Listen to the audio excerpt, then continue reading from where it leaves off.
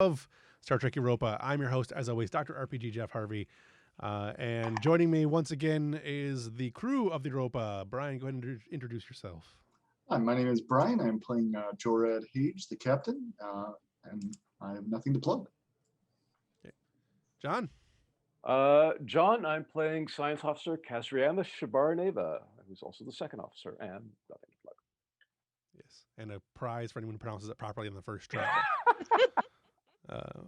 Evelyn, go ahead. I'm Evelyn Corbett. I'm playing Dr. Desavi Onayat. And Jack. And hello, I am Jack. I am playing the first officer, executive officer, Commander Urani Ambrose.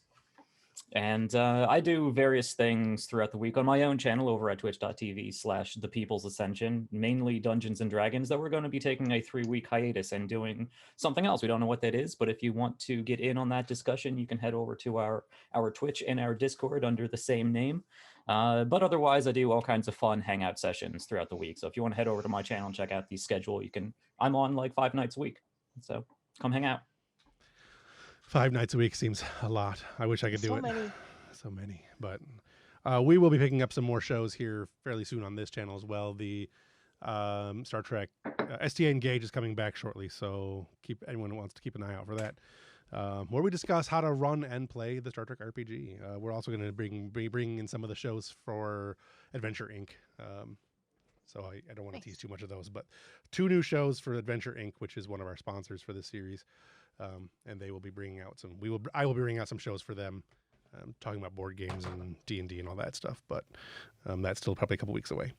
In the meantime, though, check us out on Patreon and all the places that you can find us, YouTube and whatnot.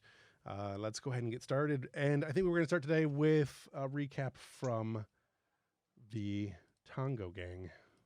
So, tables is the wrong thing to have out. Characters. So, we know Tong is there. Who else is playing? You can't spell Tango without Tom. That's right. Who else we got playing Tango today? O'Connor. Cass will be in. I think instead of my normal Yesbeth, it's going to be Malini Silva instead. I have that character. There we go. Has Cass been to one of these Tango sessions? Yeah, I think this is new for Cass. We had Vega. We had Vega last time. Yeah. Cass was in the first one, I think. Was she? I think so. Yeah. And Tong talked her into it last time. Okay. Oh, yeah, that's right, because there was that whole conversation with Eva and Cass about Tango. So Eva is probably there too. Yeah. Oh, that'd be interesting. I mean, Eva is pretty much everywhere. True, but like actively participating, not just Eva-ing about. Yeah, we can use. That might be easier when she actually has an avatar. Right. Yeah, I think it'd be fun for her to just be kibitzing this time. Oh, we've been working on the avatar thing, anyways, hadn't we? Mm-hmm. Yeah. Could be. I think Tong pitched it to her. Yeah, Tong pitched it to her, and she was like, "I don't know. That was kind of the core that corrupted my consciousness, or something like that." Oh, well, that's true. That's true. So with her, isn't she still stuck in the arrow wing? Presumably. Yeah. Presumably. I would think we would have fixed that by now. It depends on how long it's been since the last episode. I figured that would take like at least a week to do. Because it was a real slap patch, just like rip out all of the connections sort of job. Like we have to rewire everything. At some point, the captain just comes to look at his arrow wing and just cries. He's got to go to counseling now. Mm-hmm. We'll assume that Eva is not at this particular this one, because we're not sure where she's at as far as that goes. And we'll figure out shortly where we are as far as her being reinstated to the ship. But here we are in the junior officer's quarters, because that's what you get. And go ahead and start.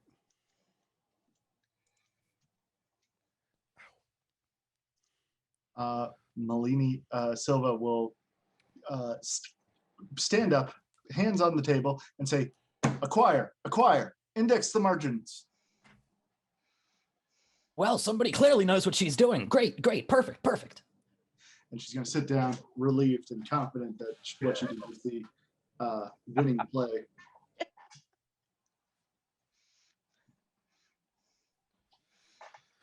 We used to play Tango all the time back on Drakkar 4. We had one of those portable sets that used holograms. I'm positive Bryson was cheating, but I was never able to prove it. Isn't that half the point of this game? I suppose. No. Yeah, I played before on Shore Leave, but yeah, it was a really good Shore Leave. And I got to say, I don't remember all the details all that well. Sounds like an excellent shore leave. Oh, yeah, it was. Did you bring back any fun souvenirs? Yeah, but the doctor was able to clear that up pretty promptly.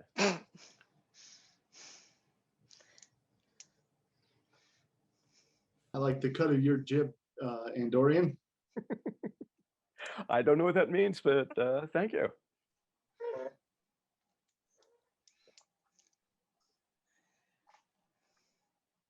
So all right, let's get on with the winning. Let's win. So, Mills, O'Connor, you were at that station, right? Yes. I heard there was some craziness that went down. Yeah. That Not much was fun. terrifying. The station itself was fascinating. I brought back all sorts of new samples, and that was great until I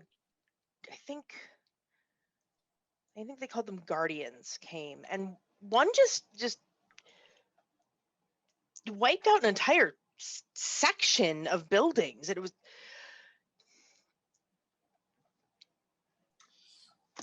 Jesus. never, ever, ever need to be in combat ever again. I've never felt so helpless in my life. Well, you had good people with you. That counts for a lot. Yeah, if it hadn't been for the commander and Mills and Chirka, ooh.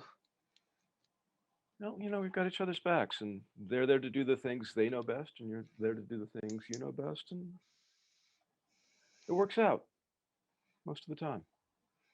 See, this is why I'm worried a bit about our own robot.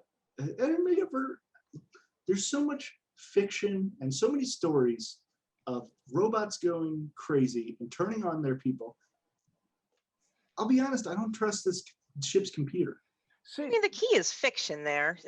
the key is humans there. You people have had the strangest attitudes towards technology for hundreds and hundreds of years. And you fly around in starships and you're afraid of genetic engineering, and you're afraid of artificial intelligence, and you're afraid of this, and you're afraid of that. And how did you even get out here? Well, here's the thing. When I'm flying a shuttle, I'm in control of the shuttle. The shuttle's not calling the shots. Ultimately, it comes down to me and the machine working for a goal.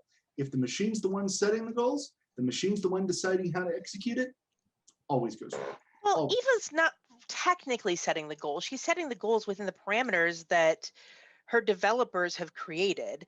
And there's always fail safes.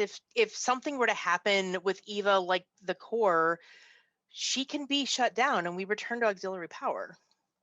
It's not like, you're having real-time reactions in the shuttle and moving the wings around or anything like it was some sort of ancient airplane. It's all, you're dependent on machines for everything. It's true. I mean, we're in a can in space. Call me a neo-Luddite, but I just don't trust it. I think it's more of a saucer than a can. Somehow a saucer in space sounds a little less scary. Yeah. Humans.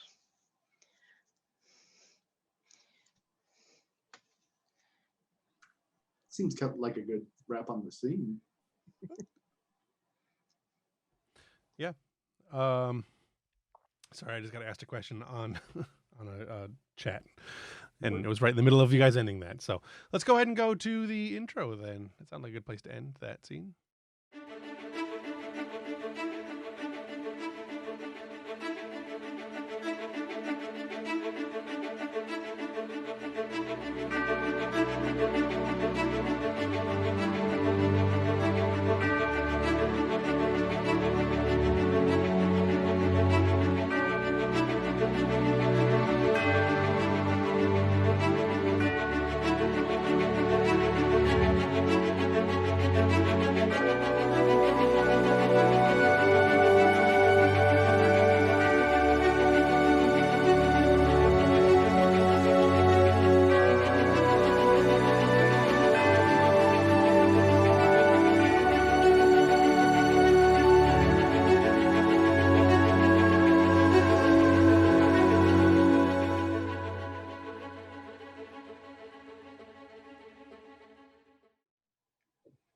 All right.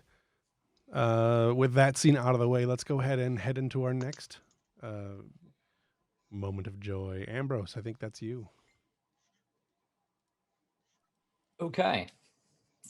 So how do we want to do this?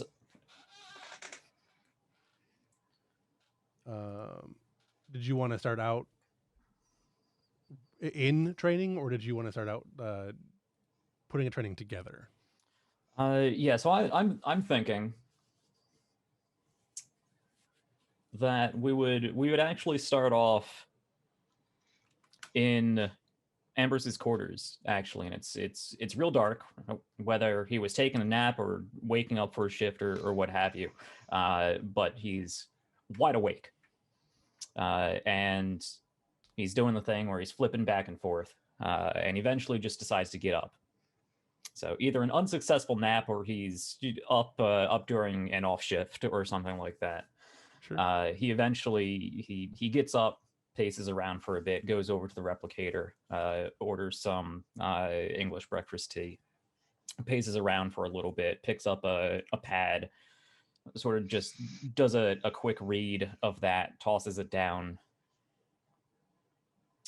picks it back up and considers it again, and then goes over to a wall console, and you can see him reviewing sort of like security arrangements and his security seminars.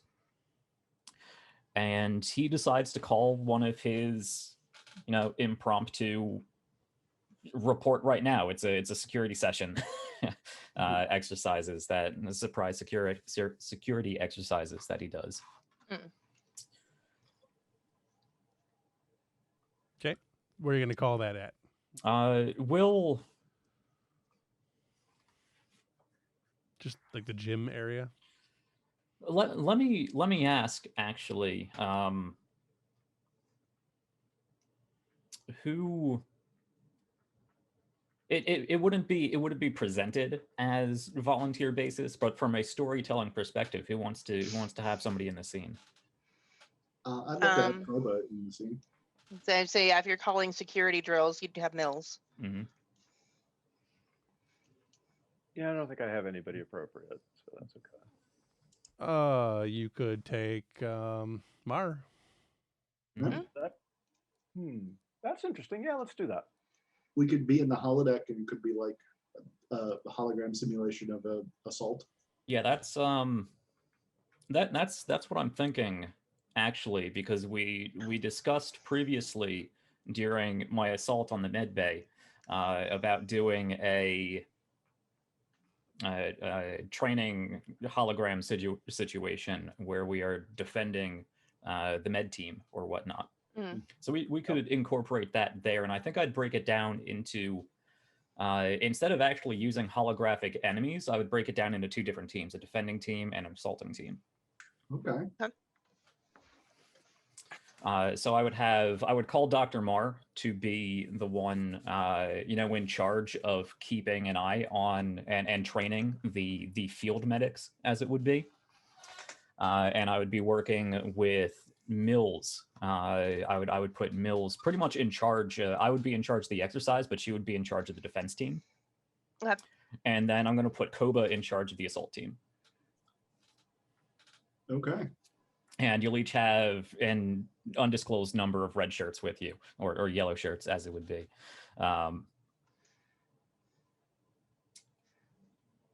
And we'll meet in the holodeck, and a simulated sort of rainforest, like alien rainforest type jungle will emerge around us. There will be a clearing, probably with a holographic patient to start out, so we can simulate some actual wounds. Just like home. Yeah. Koba will say. Do we want to have another? I mean, I may be asking for too many people in the scene. Who was it that made that point? That was O'Connor. But I can understand if you don't want to play two people in the same scene.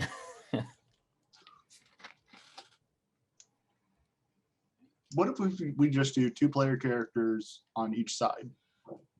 And they can play off of each other. That's a great idea.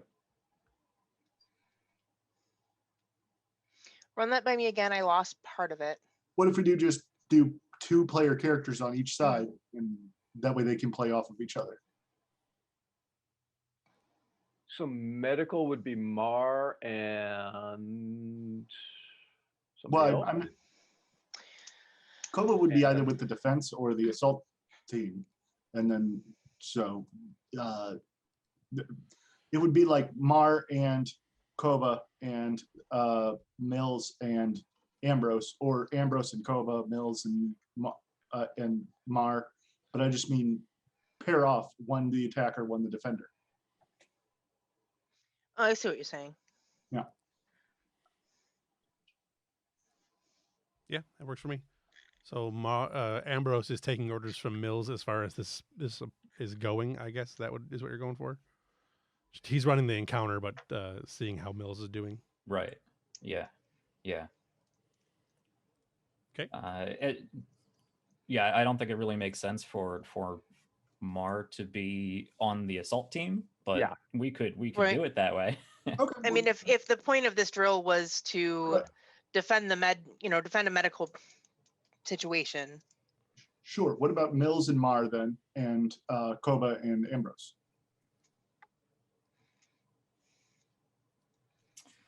I kind of I'm probably making this more complicated than I need it to be. I was thinking I was leaning towards Ambrose and Koba being on the opposite side. If you catch my drift. Yeah, I get your drift. Yeah, I mean, then it can be Koba and Mills and Mar and Ambrose. Sure. We can do that. Okay. All right. Yeah, so Al in that situation, Ambrose would be leading the defense team. Mar would be training and keeping the medics together under combat, and then you two would be working with each other to assault. Okay. Koba will be hacking through the jungle. He'll say, "This is just like home. I used to walk through ferns like these on my way to school every day, uphill both ways." We'll get a lot further with the art of surprise if they can't hear us coming. I mean, sure, but is it worth it? And you hear a voice off in the Yes. distance saying, "Ensign, it is not worth it when a Vulcan is on the other team." Okay. Let's be still. Let's whisper. Let's just whisper. Fine. All right. So do we want to start separately and then converge with the assault? Yeah. So are we just doing 2-on-2, or are we still having like a team? I'd red say shirts you're with in us as charge of well? a team, and I'm in charge of a Okay. team. Yeah. Okay. Yeah. So you've got probably 5 or 6 guys in each team at least. Now Mills and Koba, are you the same rank? Mm, Currently, I yeah. don't remember. Okay. yeah, I think, are we both Lieutenant JG? Yep.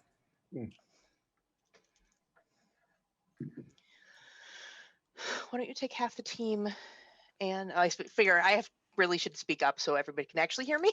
Mhm. So Mills whispers, why don't you take half the team, fan out that way, I'll fan out this way, and let's surround them. And attack them from a central point. Sure you want to do that? This is him in character. This is Yeah. not me. Yeah. This is, well, all right. Out of character, the initial scene is like Mara and the med team are working a patient like in a stationary location, right? Right. Yeah. Okay. Yeah, you're doing capture the flag, and Mar and his body are the Are the and the body that he's dealing with are Yeah. the flag. I'm just trying to play out. Koba is definitely questioning your decision. Right. There. No. I just want to make sure that I was picturing it right, so that Okay. I would give the orders Mills would give. Sure. Do you have a better suggestion? Well, frontal assault. We flambast them with just all kinds of phaser fire coming from one direction. We have one person sneaking around back, a lone wolf striking from the shadows, and then taking out the medic. Say 2 or 3. You never want to leave somebody alone. You do if they're awesome, but okay, you're the boss.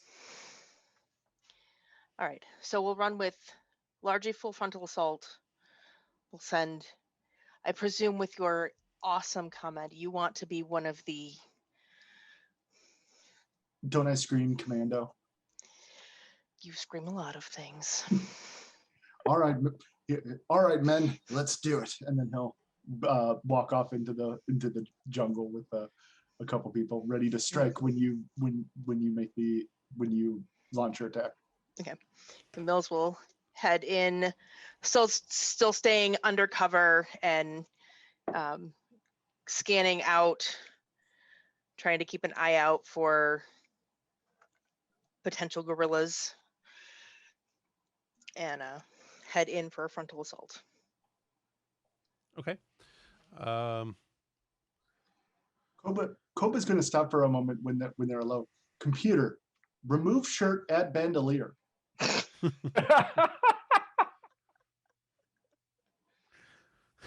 Okay. Add a headband and a little red headband and a big long knife and 100%. all right. Koba, give me a daring insecurity. Okay. Sneak around. I don't really know. Yeah, daring and security makes sense to me. And then Ambrose and Mar.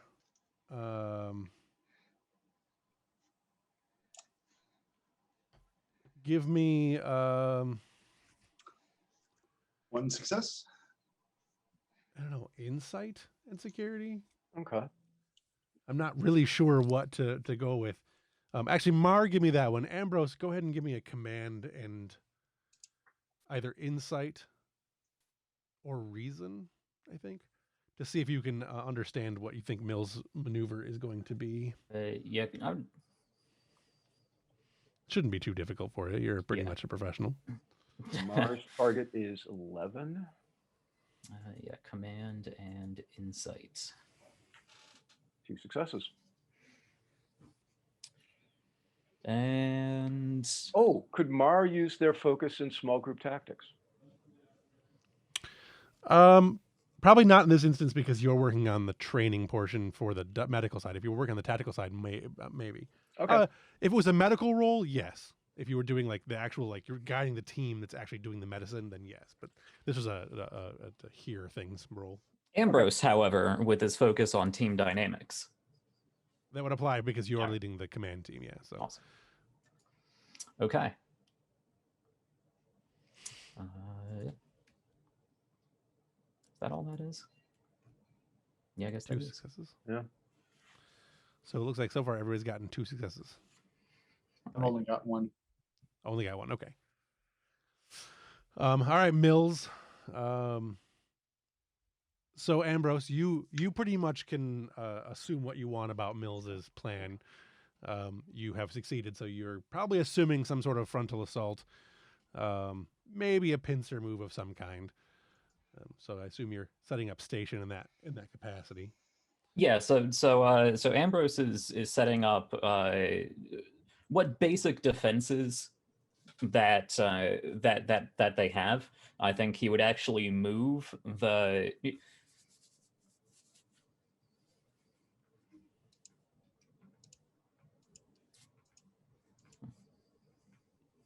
Move the. I'm actually think no, we'll go with yeah, we'll actually move the scenario just a little bit over, so we're not in the same place. We are over by a natural ledge. Okay. And then set up defenses on one side, and I'm actually going to attach or have somebody in my team attach a medical scanning tricorder to a phaser set on wide beam, so that when it detects humanoids come into a certain range, it just continually shoots out wide beam to force the enemy into a different engagement zone to try to corral them in. And then I'm going to have somebody keeping an eye on the cover the kill zone. Yeah, cover the kill zone and all that. Yeah. Right. So you're doing some denial of area stuff. All right. Mills, you're coming around the platform, going through the jungle there. What do you want to do? I really, you guys are kind of the lead on this one. I don't have a whole lot I can do for you. Right. So we'll continue until, because I would have no reason to change course until we encounter that phaser. All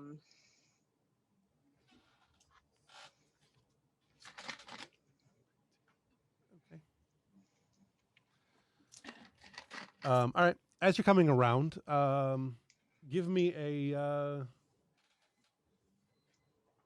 You're coming up on the area where you believe that they are at. So go ahead and give me a daring and security if you're going to open fire. Okay. So since we're doing Well, actually, I guess it's actually control and security because you're firing phasers. Mm-hmm. So. Okay. Stop that. All right. Control and security, you said? Yeah. Or daring. Okay. So it's 10 and 3.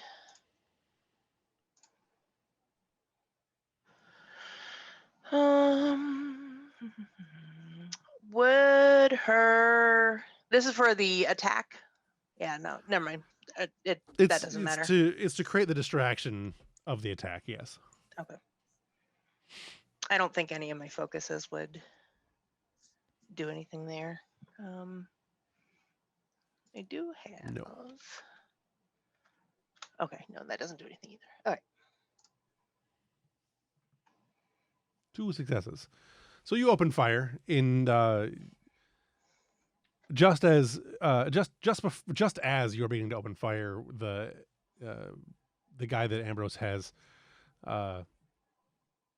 keeping eye out. You hear the whistle, and he kind of points that way as the phaser fire comes overhead, and he promptly gets smoked because he doesn't get to roll. There's no point in it. So we got 1 down. Koba is coming around the back, and as you are coming into the back area, Koba, you have any? How cautious is Koba being? Not very. I mean, enough. He's being cautious enough. He's not being extra cautious. Let me put it that way.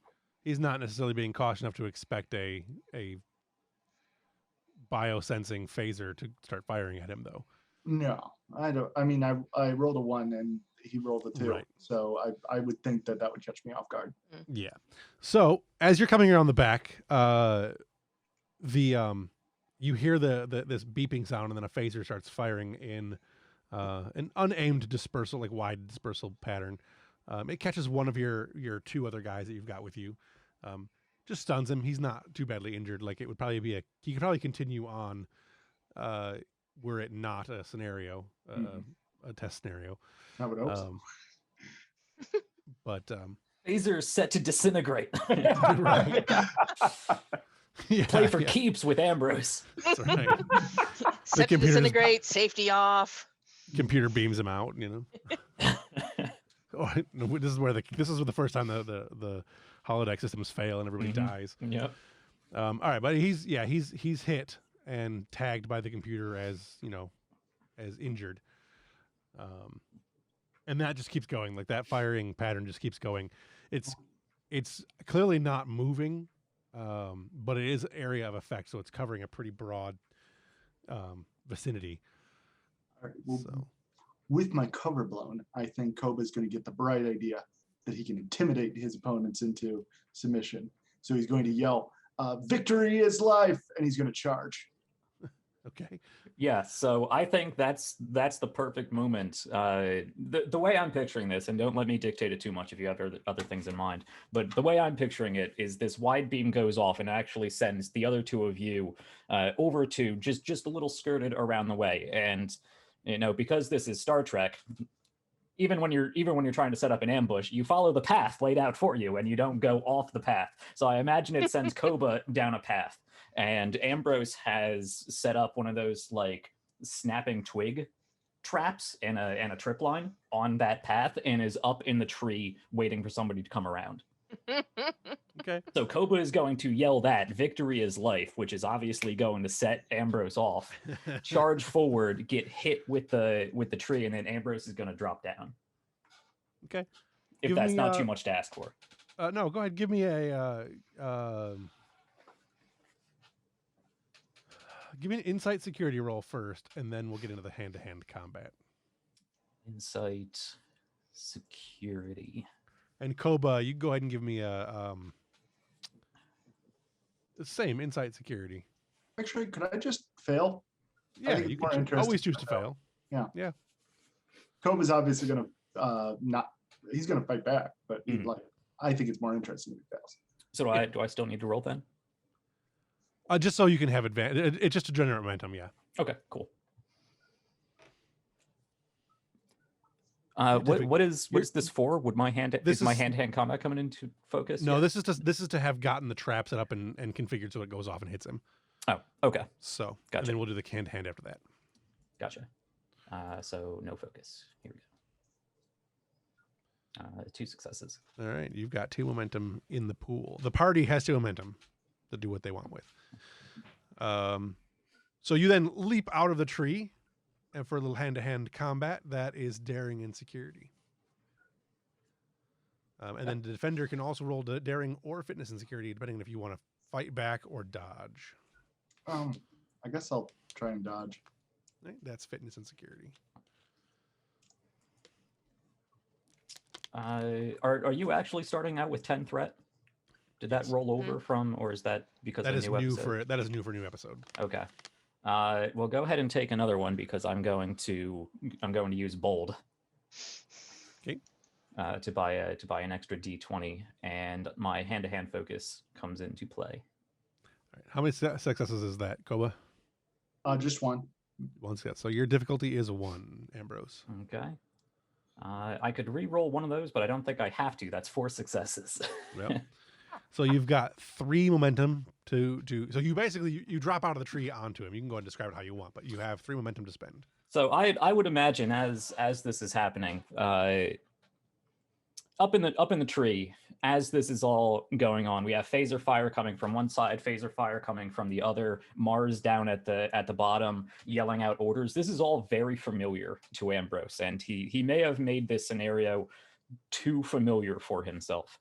And while he's up there in the tree, he is obviously calling out to various people to direct them how to do things and keeping out. But we flash back every now and then, every few seconds, like a real quick cut, sort of cinematic, to a few different things back in the previous episode. We quick cut back to a quick argument between Ambrose and Hage, and then we're back in the jungle and doing different things, and phasers go off, and we quick cut back to when the building just nearly crushed him as it was coming down. We quick cut back to other things going on, and we quick cut into the meeting afterwards, the debrief afterwards with Hage, and there's this sort of subtext that Anders picking up because of his empathy as to Hage being how is it described in that most recent letter that Hage sent? Just the same old that Hage doesn't feel comfortable with Ambrose as his executive officer, and then Victory is Life rings out through his ears, and everything stops. Everything goes into slow motion, and Ambrose jumps down just as the twig hits Koba, probably dead in the chest, really just there to stun him more than anything. Hits him dead in the chest. Ambrose drops down, and at first he sees a Jem'Hadar. He doesn't see Koba. He sees the Jem'Hadar, and he just goes full like space Krav Maga on Koba, probably. And I'm not talking like really bad Star Trek like the hammer swing maneuver. No, he drops into full hand-to-hand combat stance, kicks the phaser out of his hands, jumps back, slams him in the side of the throat, grabs him by the wrist, flips him over, and accidentally breaks his arm. Okay. Can we add that you hit him in the face as well? Sure. I like the imagery of blue blood all over you. Yeah. All right, so we can do pretty much all of that. Go ahead and give me a damage roll. I think we can do all of the things you want to do with the mechanics as they are. Yeah, because I got a whole bunch of effects, or I have momentum to buy effects, or however that works. Yeah, well, you've got enough to disarm him. You're good there on the momentum. You've got one momentum left after doing that, and then what your effects and damage and all that will come into play once you've rolled your actual damage. So what is hand-to-hand damage? It is 2+ your security skill. Okay, so that's 7. And then, assuming you don't have any, special stuff. So that is 1, 2, 3, 4, 5, 6, and 1, 2, 3, 4 effects. So you're doing 6 damage, and you have 4 effects, which would include your knockdown and all that kind of stuff. Mm-hmm. So you can certainly do what you have wanted to do. Koba, go ahead and you're going to take 6, it looks like. 6 stress, and I will not avoid the injury because that does over 5. So I take an injury. I am injured. Yeah, which is your broken arm. He basically all the things. He knocks you down, kicks you, hits you in the face, and kicks you up and away, drops you, breaks your arm. Bad stuff. So that has happened. Mar, you're not far away. You definitely hear the snapping of Bolian bones. They're pretty thick. They're hard to break. Yeah, Mara's familiar with that sound. They will turn, and I would like to see how good their insight is. So I'd like to roll insight plus something. Okay. What are you trying to figure out exactly? Like you want to see how good Mars' insight is in regards to what? Into looking over, seeing the situation, and evaluating what happened. Okay. You want to evaluate it from a combat standpoint, a command standpoint, or a medical standpoint? I think a command standpoint. All right. Roll insight and command. Okay. Target is 10. Go very well. 1 success. Okay. You get a basic understanding. Once this is all you would need to be able to get an understanding of what's going on here. Yeah. Clearly, Ambrose has jumped out of a tree and ripped the arm off of Koba to beat him to death with it. Yeah. They're going to call out, Commander, look at me. Look at me. Commander Ambrose. I wanna roll something. What do I want to roll? I think I want to roll. Control is really more like manual dexterity, right? It's not. What Generally would that be? speaking, although Presence, insight, um, for sense of self, like a composure check. Reason. I'd say reason or Reason? presence. Yeah, Re- read your presence. Uh, Presence I'm- is more like your almost like charisma-y kind of like your It- ability to influence others. It tends to be, yeah. It's the presence that you have, but I would Mhm. also I would hazard that it's also your presence of mind. But reason is probably the better one to go with. I'll go with reason. I'll go with reason. I say with a 7 reason. Right. Reason command. Sure. I'm just gonna, and I do actually, surprisingly enough, have a focus on composure, which I may switch out. But I'm gonna throw that. You in could there. actually challenge it. Let me see. What are your? Wait, 1 sec. Keep going. I don't think you can challenge a focus. You can challenge a value. Yeah, Yeah. yeah. I was gonna look at your values real quick. Let's see. Respect must be earned. The stats. I don't think any of them apply directly. Not to be challenged at the very least. Maybe to call on, with the stars being full of wonder, dreams, and nightmare, remembering the nightmare. But Right. I don't think I really need. Yeah, I don't think I can apply any negatively in this situation, but I was Yeah. gonna try to. Yeah. I could. The respect must be given to be earned. Yeah, no, I don't have anything with that one. All right. Yeah. So go ahead. Yeah.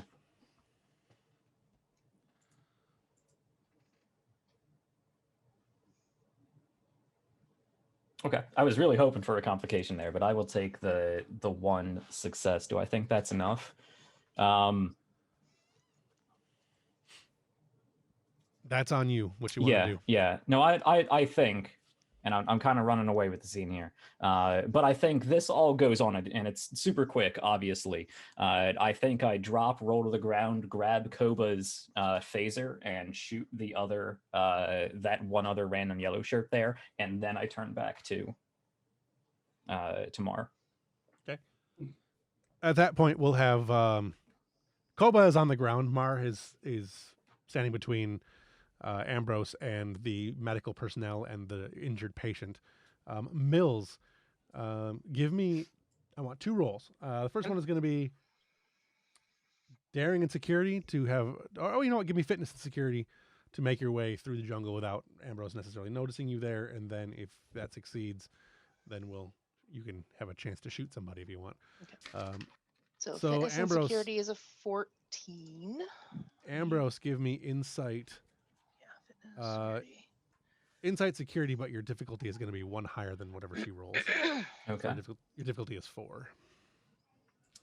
Insight, security. Do I have any focuses for this? Probably not.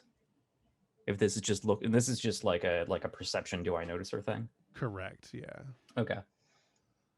I'm going to say probably escape and avoidance normally would, but at the moment, because you're kind of focusing on the attack, I'm going to say no. Right. I would agree with that. Okay. I mean, Ambrose really is going all out. Like, he's not feral, but he has been dropped into full combat mode. So once again, because it's security, I'm going to take bold security. Sure. So that's an extra dice, and you get a threat. And Yep, I'll I'm roll going to that. spend 2 to increase your threat range. Not that it matters. Okay. I needed 4, right? You did. I'm going to go ahead and re-roll that 11, actually, because I can do that with bold. Okay. No, that doesn't help. And that becomes a complication. It does? Awesome. So I'm going to say that your complication is basically, again, it's you're literally seeing these people as Jem'Hadar at the moment. So you've got that overlay of reason. Mm-hmm. Mills, you see Ambrose phaser down one of the other security officers. Koba is on the ground, and he Blue has raised his, bullion blood down Yeah. Ambrose's face. Ambrose is all covered in bluish blood. And he is, I assume, pointing a Type 3 phaser at Dr. Marr. Oh no, I wouldn't be targeting Okay. Marr. No. I got Oh, you. okay. No. I was going to say, misunderstood- that's I what's misunderstood happening. what you were That makes doing. my decision really easy. No, Gotcha. in this exact scenario, there's probably one person that Ambrose recognizes, and that is Marr. I got you. Okay. But you are aiming that at one of the med team then? When you brought the phaser back up, what were you doing with it? You shot the guy, and then what were you doing with the phaser? I was just going back to surveillance. Okay. Okay. Going back on like there's still an active threat. I look back at Marr because he was like, "Hey, look at me." I'm like, "Hey, what?" And then I'm Gotcha, still okay. I'm still in combat mode. So Okay. he's basically just kind of like the phaser is kind of up, but he's looking at Marr at the moment. Mhm. What are you gonna do? Okay. I would like to roll an insight check to see if Mills realizes that this has gone beyond the realm of we're training. Sure. Insight and command. Okay. Or insight security. I'll take either one. Okay. I think insight security will be better. So that is a 12. Oh yeah, that's a 12. Here we go. Oh, good. 2 successes. Yeah, you can get a pretty good read on the situation that Koba's arm is clearly broken from what you can see and the way he's reacting. I assume he's not being a huge baby about it, but it's still a broken arm. How are you reacting to that, Koba? I think he's like on the ground, like fucking what do you call it? Wobbling back and forth. I don't know what it. I'm Gotcha. trying- Like rolling about. Yeah, Yeah. rolling, Okay. rolling around. Writhing. Yeah. I think that's the Right. one. Yeah. there So you go. Koba is clearly real life injured. Marr is trying to get Commander's attention and looking as concerned as a Vulcan can look. Right. Um, And Mills will say Ambrose has a is- definite murder face look on his Right. face. computer and program. The computer ends program. Would she have clearance to do that during my simulation? Yeah, I was wondering. That's a good. that. That's a good point. Oh Well, well, she can that's up, try anyway. Yeah, that's up No. to you, really. No, she wouldn't. All right. yeah, because I was Computer thinking, does not- Marr might. The Marr computer Mills does would. not end the program. or at least then. Marr would have emergency medical override. Yeah, yeah. Right. Which they were planning on using. Yeah, as long as Ambrose has turned off that functionality for her, then yes, she does not have access. Okay. Otherwise, anyone can turn it off. I would just my own personal preference. I think it would be really cool if either Mills just actually manages to stun Ambrose, or Marr comes up and nerf benches him. I think either one of those two would be a cool way to wrap Yeah, this I up. agree. Yeah. So I that mean, does not. You get doesn't have to be you get the computer non-compliance chirp. right. Yeah. So the computer having now ignored my command, I will fire on Ambrose. Ambrose, you hear her say computer end program, and then you hear the negative chirp, and as you look back up, she is shooting at you. My And- attention snaps away With- from Marr and straight at Jem'Hadar Mills there. Right, phasers up and aligned. So go ahead and give me the roll, Mills. It is control and security. So that's a 14. And the difficulty to hit is always 2. This isn't opposed by anything. It is not during phasers. It is not. Okay. How much distance is between Mills and Ambrose right now? I would say it's probably 1 sector separation. So Okay. it's essentially medium range, or essentially short range. Okay. I'm just wondering if she's close enough to take a flying leap. That is You- 2 successes. You Yeah. that's potentially could, but it wouldn't be a good idea. true. No. No, we Two- will try to stun him first. Yeah, you and, wanna get into hand to hand with Ambrose? Probably not, but she also has a focus in hand to hand, so it might be fun. That'd be fun. Yeah. Yeah. There is a defense if you want to take it. You can do a fitness and security to try to dodge, but if you're not trying to dodge, then which does sacrifice your counter action. So, All generally the speaking, people with us are not actually people; they're just hollows, right? no, they're people. Oh, we have actual people. Okay. Yeah. Yeah. I imagine they're doing their own combat. Yeah. The other stuff is Okay. happening in the side. Yeah, there's Yeah, but- phasers going off all over the place. Like, this is a legit battlefield right now. They Right. haven't realized things have gone off the rails. Mhm. Right. So you managed to hit. Roll damage. Yeah, that's 2 plus security, right? Yeah. No, you're firing. What kind of phaser are you using? Hand phaser. I presume that's word. A type 2 then, so I think it is 2. Yeah. Okay, so the 6. Change that to a 6. 4 total and 1 effect. So you do 4 damage, then you have the 1. Of course, I didn't open that thing. The effect only applies if you were doing a charge, which Yeah. you were not doing. No, she wouldn't have had really time to think about that this time around. Right. So 4 damage, unless you want to spend the momentum that you have down there.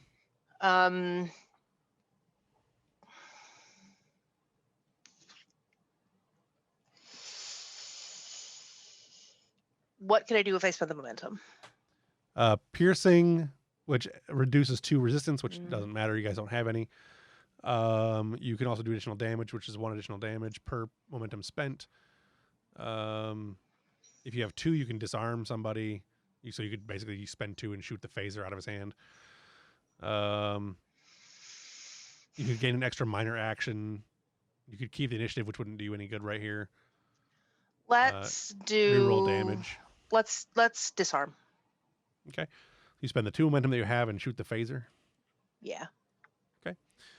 So Ambrose, as you snap your head back, that phaser that you have in your hand gets hit and sparks into brilliant sparks of energy. Clearly, it has been hit by the phaser and is no longer any good.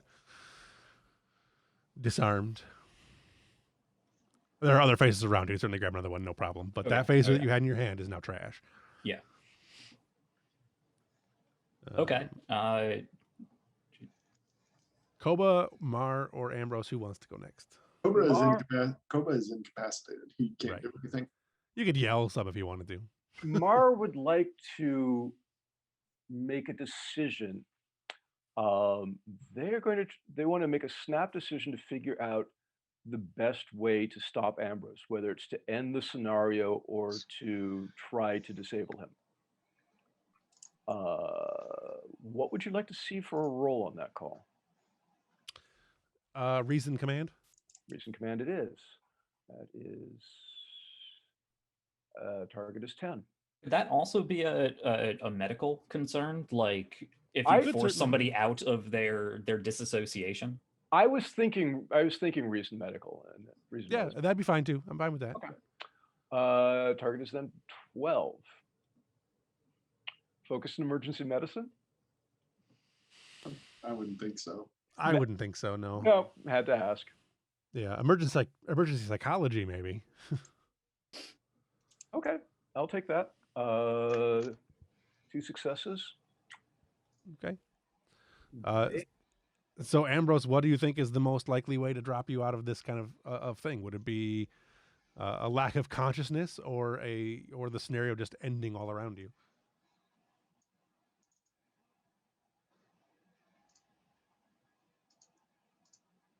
I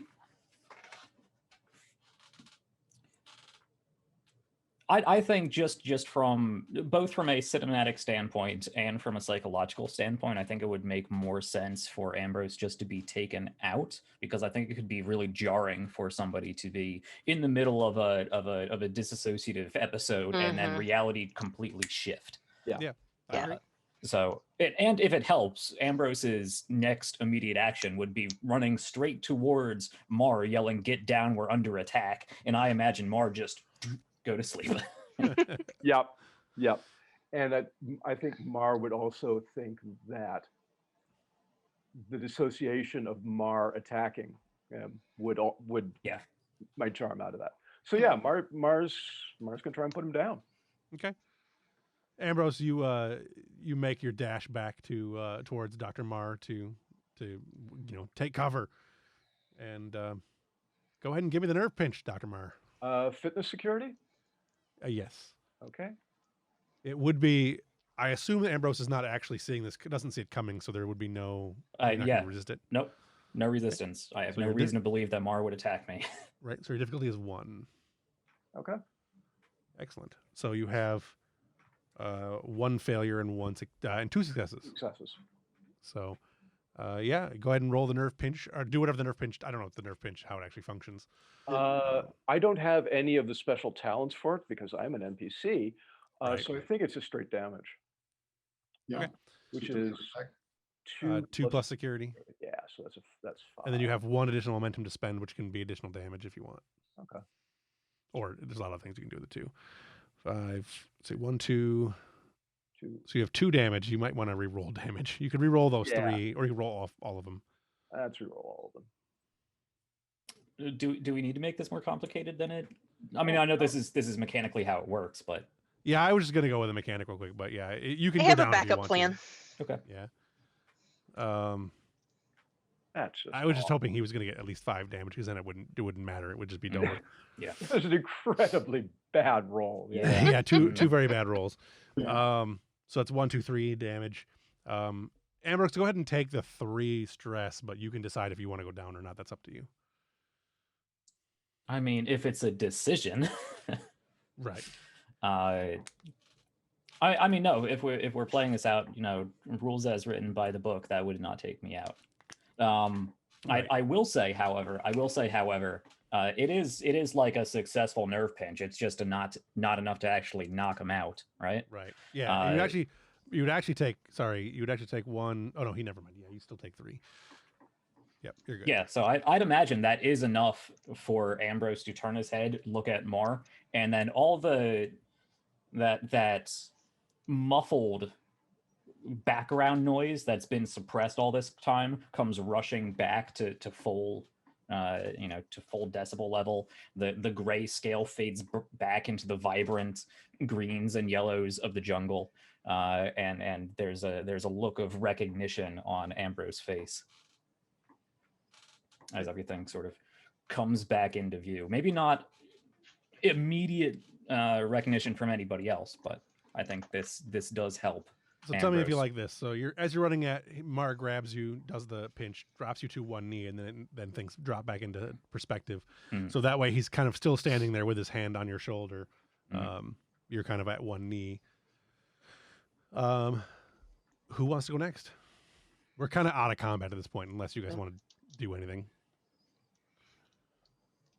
Mills will tell the rest of her team to cover her and approach, not with the phaser still aimed at Ambrose, but not attacking, just kind of looking at Mar with this expression like, we good?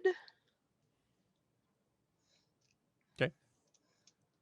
The rest of the group starts to cease fire because some shit has just gone down. Koba will make some muffled noises as he tries to get up and fails miserably. One of the members of the med team comes over to start scanning you. Mhm. Oh God, your arm is broke.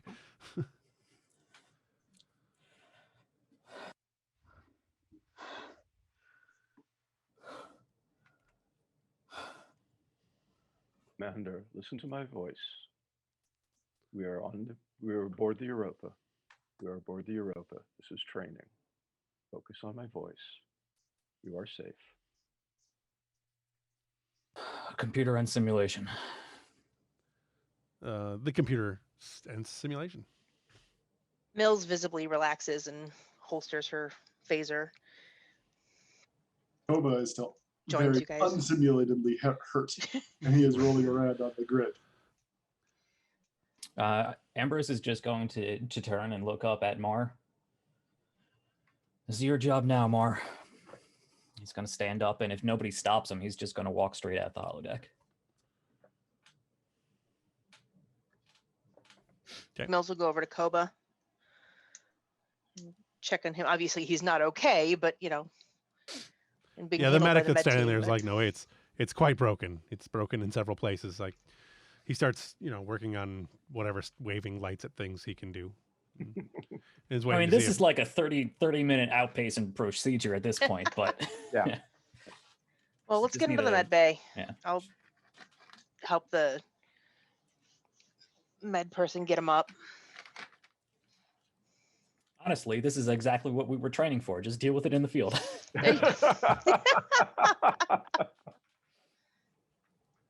And Mar might even say something like that. Yeah. Instruct you to focus on your patients no matter what happened around you.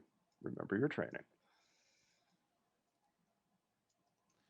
Okay, they get to working on it, but that's pretty much the end of that.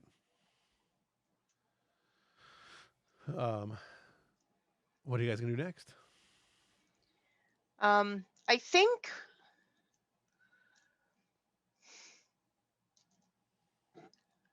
with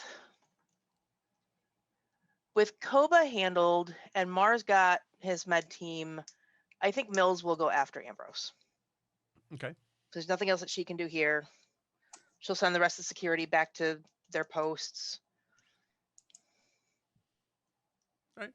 You managed to catch him in the corridor. Sir,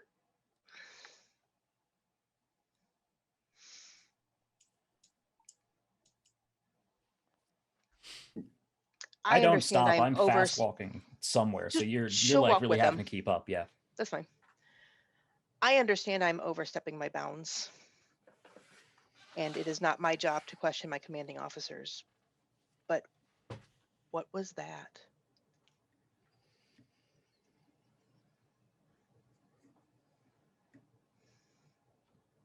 It's several paces before he responds, or even twitches in recognition to your presence.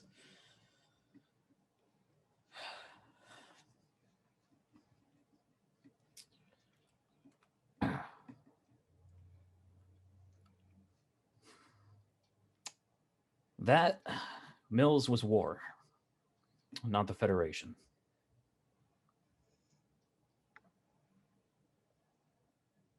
Just nods and just waits for you to go on.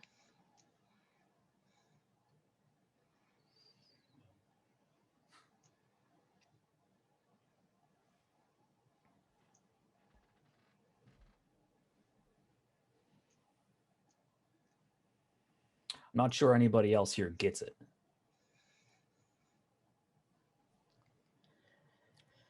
Just how close we all were to that.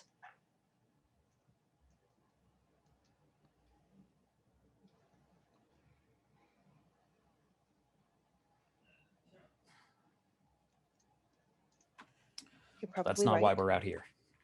It's not why I'm out here. I hope that's not why I'm out here. I hope we're never in a situation like that again. The war, sir, not like the simulation as well, but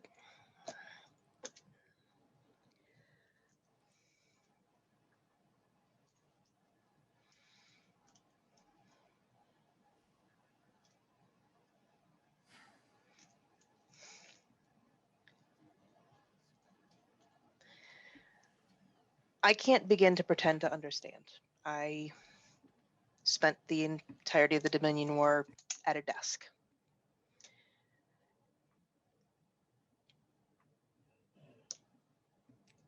But if you ever need an ear, I'm happy to listen.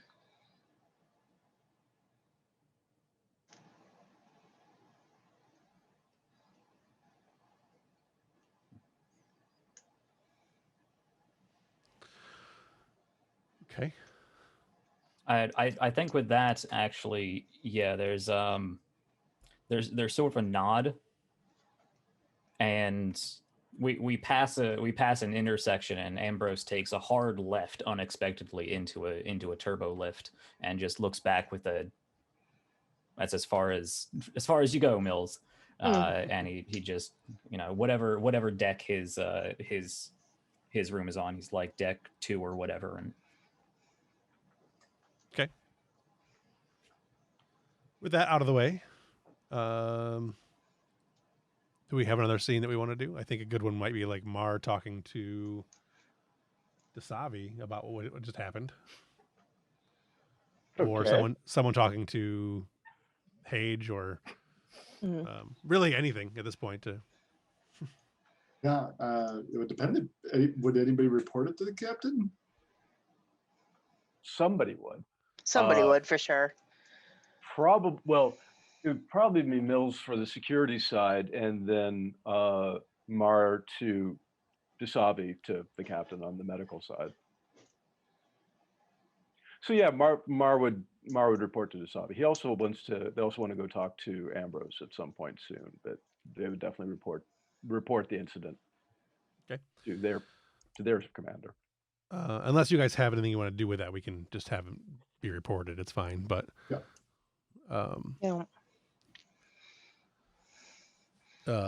Not the top of my head. I think Dasavi would go talk to Ambrose. Not right away. She'd give him some time to cool down. So what Ambrose is doing, I think he goes up to his room, paces around for maybe 5 minutes, and then he's actually going to go find the captain. Oh. So if you guys have any scenes that you want to do in the interim. Do we have a less heavy scene that we can do as a midway through? I'm curious if anybody would go to see Koba, or would he realize that he really has no friends on his ship? No, Mills would definitely check in with Koba. Like once she left because there was nothing else for her to do. Sure. But yeah, no, like once he's handled, like Mills would go talk to the captain, and then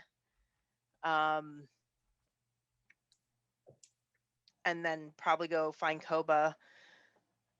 I imagine he'd still be in sickbay. Yeah.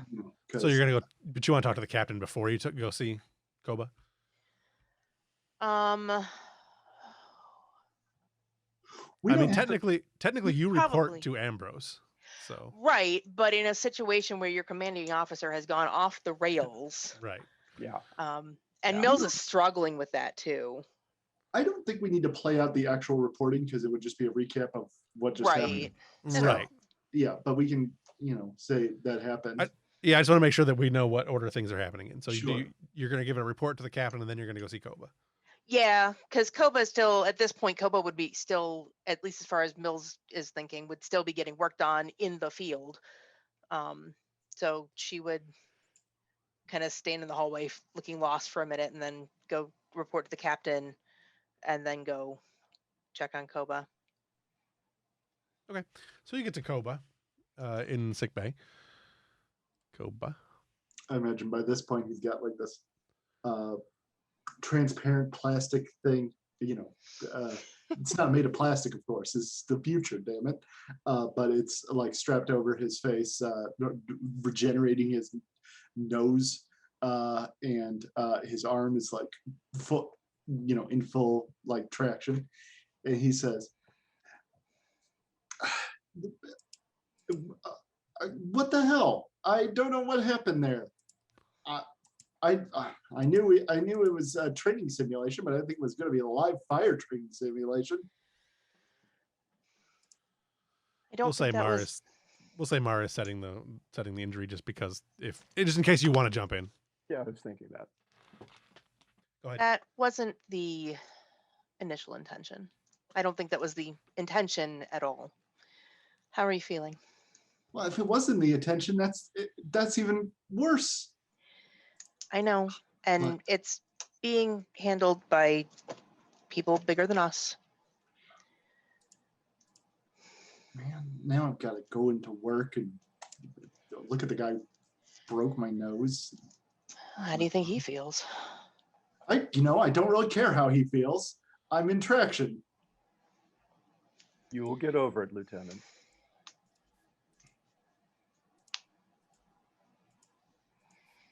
Before long, this will be a story you tell to amuse your colleagues. The situation on the other side is somewhat different. Oh yeah, it'll be hilarious telling people how my commanding officer beat the shit out of me.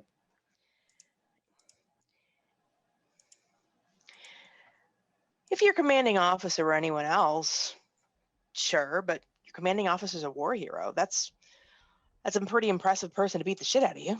At least that's a good story. Okay, I'll tell the story of how I got beat up by a war hero.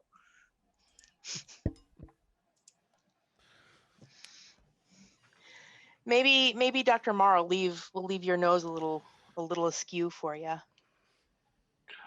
That would be rather dashing, wouldn't it? See? Look, silver linings, Koba. The recovery procedure is already well underway. However, Lieutenant, should you so choose, I'm quite capable of breaking your nose myself. No, let's stick with the handsome mug I had before, shall we? I will do my best. I guess there's no permanent harm done. Thank God for modern medicine, I'll tell you that. Right.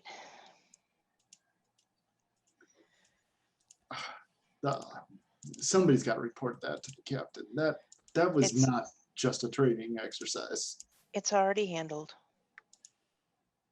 Good, because the last thing I wanted was to have the captain ask about that kind of thing. Thanks for stepping up there. Well, it's all part of the duty. I don't think the commander likes me very much. I've been thinking about that even before he beat the crap out of me. I don't think it had anything to do with you. I think you were unfortunately wrong place, wrong time. Lieutenant, Wrong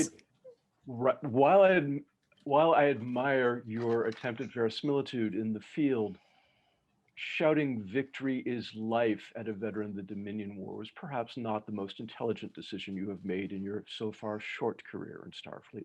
Well, next time I'll do a psychological workup before the training session just to make sure I don't push any buttons. Lieutenant, I believe the phrase commonly used is think before you speak. It is recommended in most situations, particularly in combat. Vulcan logic. Oh, they've got a point, Koba. The plan was supposed to be a quiet ambush, not I was already blown. screaming Scotsmen running into war. I had already been spotted. I did what I thought was best at the time. Look, are you going to give me a dressing down while I'm still in sickbay? I think that moment has certainly passed. I think the only debriefing that's going to come out of that will be between the captain and the commander. Yeah, I guess. All right. Well, thanks for coming. I think I'm going to rest up now. All right. Let me know if you need anything. Do you, Doc, Mar? Yes, Lieutenant? Do you think it'd be okay if she brought me a dumbbell, just a little one, that I can use while in bed? We will come up with a plan for your physical therapy. It should not require much work on your part. We are quite capable of restoring you. But I miss my dumbbells. All right. Okay. It's a good place to end that scene. Yeah, agreed. Yeah. So let's go to who wants to talk to Ambrose first? Hage or Onette? Savi will be the nicer conversation. So Jack, whichever you think would make for better. Ambrose was going to find the captain. Sure. Whether the doctor intercepts him, but Ambrose is going to find the captain. Let's do Okay. that. I think that's a better. Yeah. I think those two, and then they call the doctor in, because that seems like the kind of thing that the captain would definitely want the doctor's expertise on. Okay. We'll start there, and then we'll bring the doctor in. Yep. So. Or maybe a counselor, if we want to bring. Right. Yeah, but. So Hage, you're in your ready room, just kind of going over the normal paperwork, and you've got the JAG forms in front of you, because clearly when an officer beats up another officer, that's if anyone presses charges, that's a pretty big deal. Right. Obviously, if Copa doesn't press any charges, it's whatever. It's on you to resolve. But you know, that's when your door beeps and Ambrose is waiting you outside. Yeah, honestly, unless the door is locked, which it probably isn't, I wouldn't even beep. I would just open the door and walk in. He has an open door policy. Yeah. Okay, that's fine too. So Ambrose walks in. He reaches into his shirt. He undoes his communicator. He walks up, puts it down in front of the captain. Captain Hage, I request a leave of absence. Your suspicions were right all along. I do not belong under your command on this ship or in this sector. Well, I never said you didn't belong. You don't say a lot of things. Look, I heard what happened down in the Hollow Bay. I think a leave of absence might be warranted. A temporary one, though. I can't afford to lose my XO.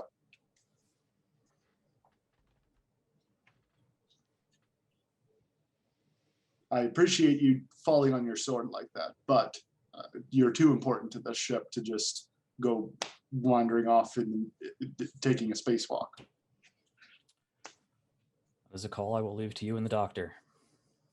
Well, I'll have the doctor come in. I'll have the doctor speak with you, and I think we talked a little about you speaking with a counselor. Did you ever follow up on that?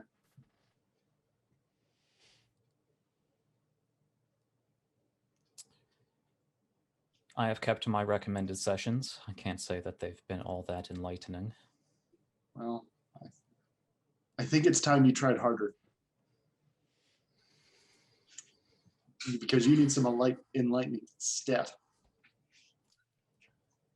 Back on DS9, when we had a full trained psychological crew, I could understand speaking to somebody.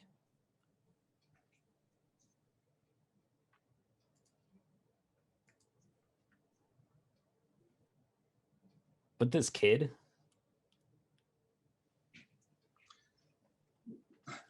Look, how is she supposed to have any idea what any of us have gone through?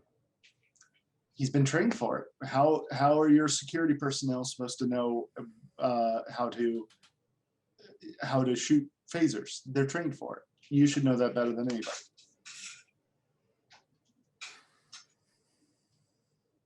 I knew that this ship was going to be a mess with the small crew as it is. That's why I asked for 2 counselors. So if one doesn't suit your fancy, there's another one for you. Doctor, you're going to join whenever you want. Yeah, I think this is a good time for that. Okay. So Dasavi will enter. Dr. Onion. Was the doctor called? Or did she was making her way to find you anyway. So yeah, I think in this instance, Dasavi, you get a telepathic, like, this is a private meeting, get out.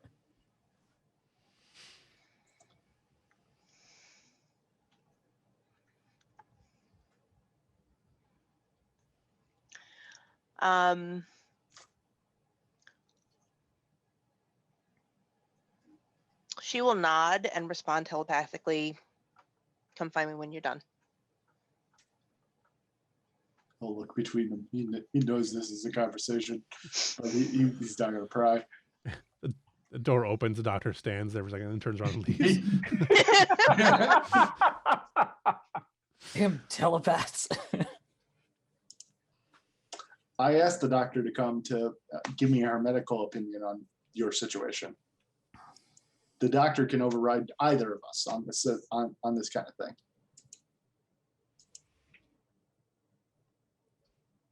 Well, then I suppose she should join us. He'll calmly, Dr. Oniat, you can come in now.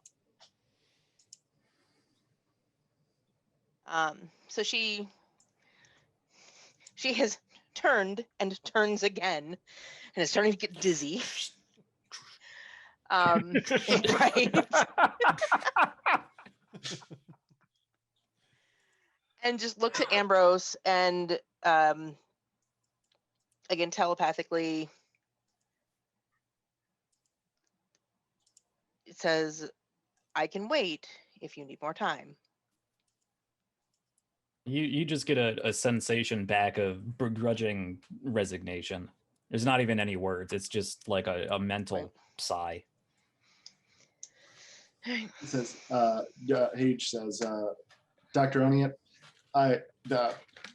Commander Ambrose has offered his resignation.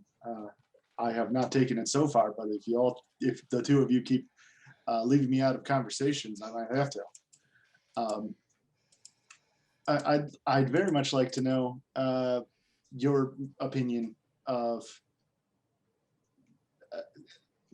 I would like to know your opinion for the cause of this situation. For the cause, or for what should be done? Both. Well, I think, and she taps her own chest at the side where Ambrose is all bionic-y. I think the cause is fairly apparent. What should be done is a little more muddled.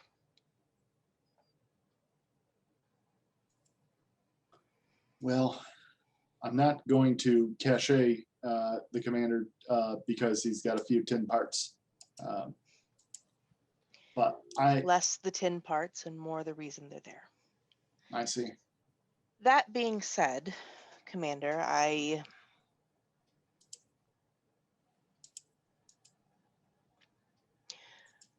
can appreciate the knee-jerk reaction. I can also appreciate the wisdom behind it. As a soldier,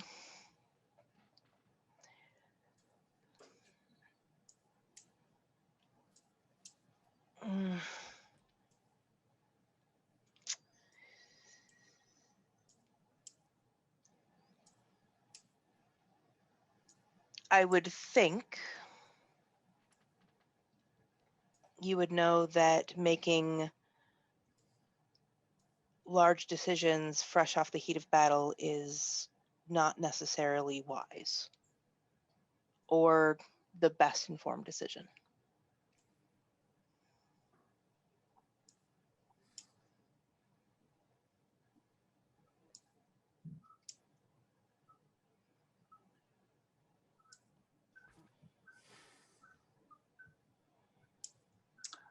I'm inclined to agree with the doctor. What do you think, Ambrose?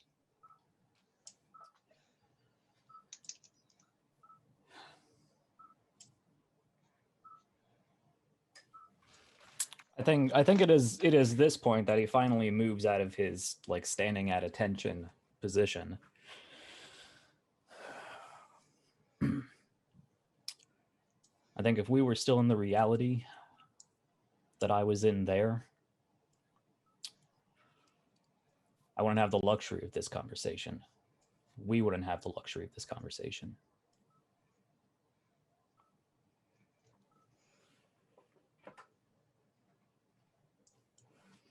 That's not the reality anybody else lives in, apparently. It's been made abundantly clear that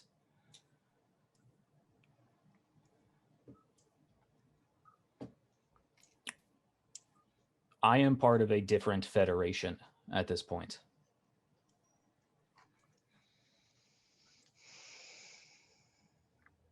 A different Starfleet.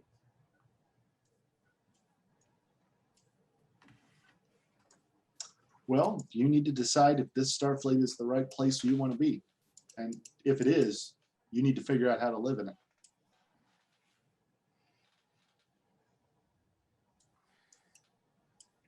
That means, yes, sir. That means not only going to your doctor visits, but doing everything you possibly can in order to get yourself under some semblance of control. That's as much your duty as anything security related is to be able to function to your full capacity. I think I've demonstrated you don't want me at my full capacity. Not against your own men, maybe. Not at all. I do want you at your full capacity. I would not call what you did you working at your peak. And that happens. Ambrose takes in a big breath like he's about to say something and just... Yes, sir. What would you do if you left the Europa?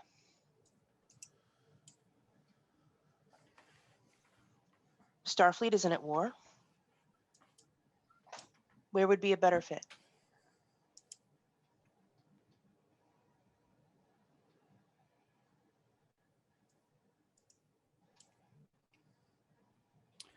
I don't know. It wasn't long ago. I don't know how everybody else forgot. We didn't forget. We just didn't have the same experience. No. Nobody else around here seems to have had any of those experiences. I don't think you'll find that's true. I've looked at the jackets of our crew members. Quite a few of them have experienced, if not the same thing, similar things. Not to mention, I have experienced some fairly harrowing times myself in other lives. But I think not only do you need to see a counselor, but I think, doctor, and I'll leave this up to you, but I think it's time we arranged some kind of group counseling situation. Not a bad idea. I imagine, Commander, you're not the only person sitting in the dark thinking they're alone.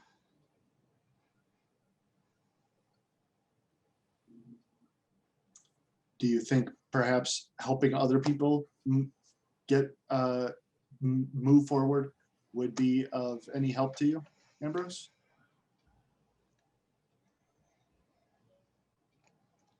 I think there are others far more qualified for that than myself, sir. Who more qualified than somebody who lived the experience? Just as you were saying.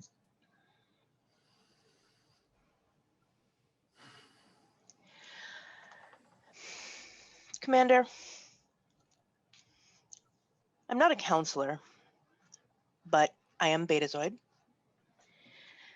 And even with all of my empathy and telepathy, I can never relate to you or someone who's lived similarly to you on a personal level. I can do my best. I can reach into your head and feel all of your emotions, but it's not the same.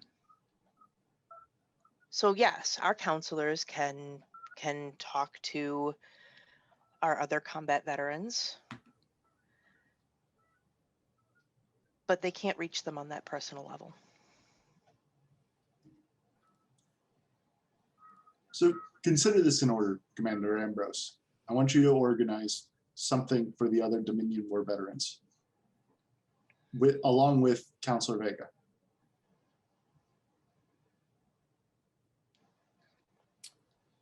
Aye, sir. And I want you to still go on your one-on-one sessions, and I want you to put forward a real effort. If you don't think you can do that, then I will have no choice but to accept your resignation.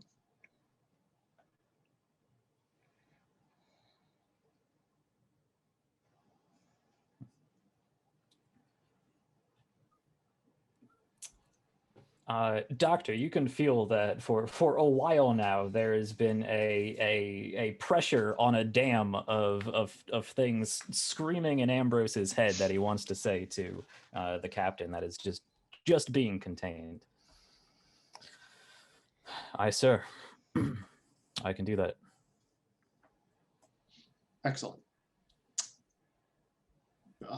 I'll call to Dr. Vega immediately. I want you to, I think now is there's no better time. The first best time to start was yesterday. The next best time is now. Are we all being part of this group session then? No, just go speak with Dr. Vega and help organize it with him. After you've done your own session. I'll go see him. Is there anything else, sir? No, that's it. Dismissed. Okay. We'll turn and leave. Dasavi will go after you, and in the turbo lift, we have a private space. She will turn to you and put her hand on your shoulder. Ooh, okay. Composure check time. If there is any indication that, like, when she would you like tense up when she reaches?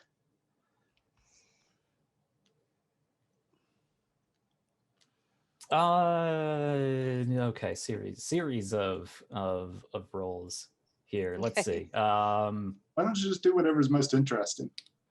Because I want to know where Ambrose is at, and I trust the dice. The dice always tell the right story when it comes to me, and I think that does work.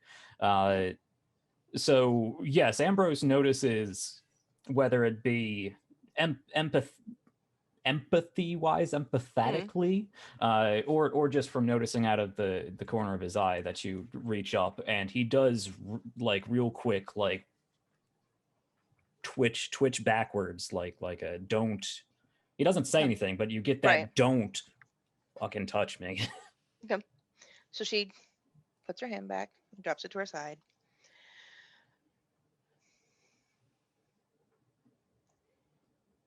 If there ever was a time to speak freely, this is it. And I will tell you, if you truly believe the best course of action for you is to leave the ship, I will make that my recommendation. However, I just reach out and press the turbo lift pause button as you're speaking. I think you are a great asset to the ship. I think you temper the captain and his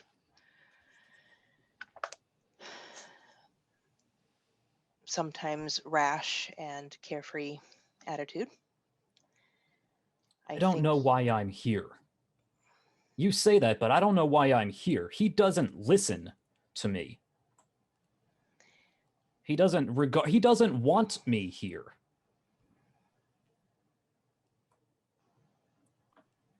How am I supposed to do my job with somebody who not only doesn't value my recommendation, but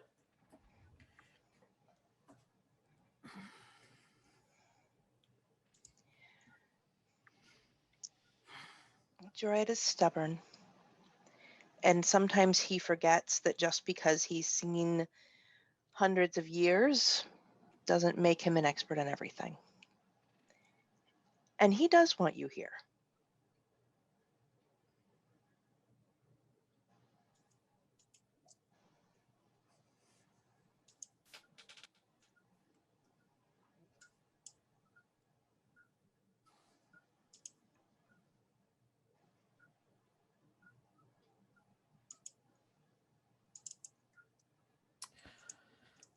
I wonder if anybody's ever done a study between Hellion empathy and Betazoid telepathy. Because I don't think you're reading what I'm reading.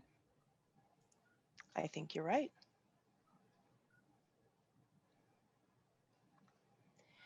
I can tell you from conversations that Gerard and I have had, and from the senses I get from him, that he wants you here. And if he didn't want you here, he would have accepted your resignation and had you on the first runabout home. Probably runabout wouldn't get you home, but you know what I mean.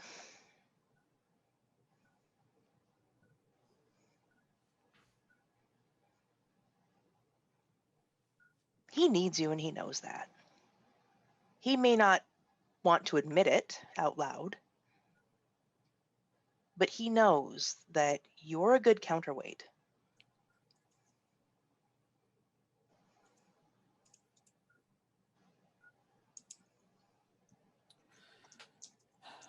For the majority of my career, the majority of my life, I've been in a position where not only myself, but everybody knows who the enemy is.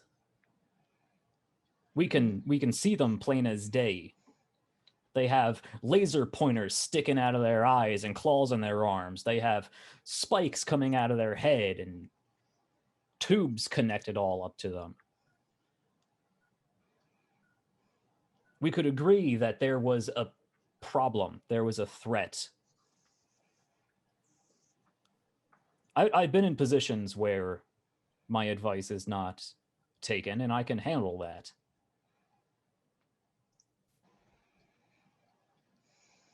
I've been in positions where I've been overruled. But I was put here for a reason. I don't know what that reason was. I didn't request this posting. I'm damn sure he didn't request me for this posting. But I'm here regardless. Somebody wants me here for some reason. And I can only suspect that it's because we have no idea what is 2 light years that direction. Or that direction, or that direction, or that direction. And you remember what happened last time we poked around like that? Wasn't very long ago. I know. I can tell you what happened. Millions and millions and millions died. I watched them. So I'm here in this new corner of the galaxy, in this new Starfleet that has somehow gotten past the last 20 years of Federation history overnight.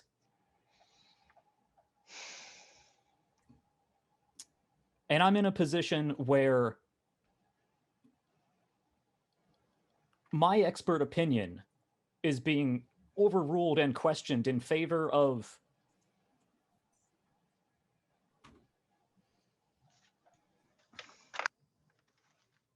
you should have seen them at the station. The captain and Lieutenant Shabaraneva.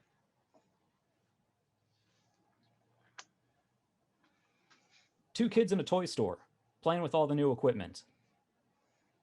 Completely oblivious of all the problems that could have gone wrong. Could and did.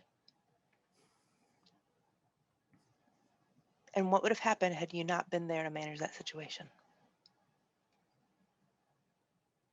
I'm with you. The situation shouldn't have happened in the first place. Jorad and I had a lengthy discussion of our own about that.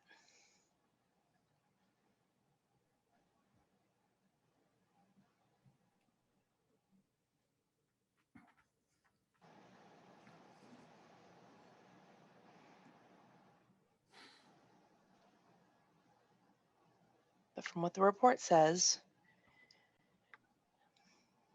it seems your expertise was invaluable. It was. Thankfully.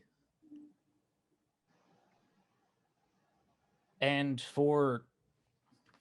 hell, I can't even give you the number of times.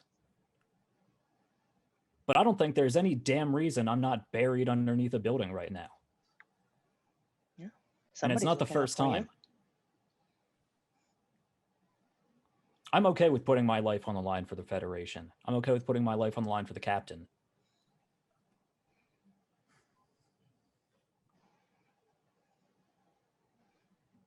But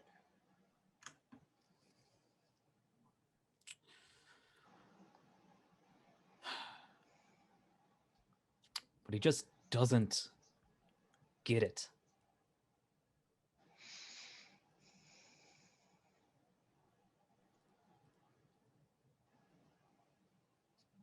So help him.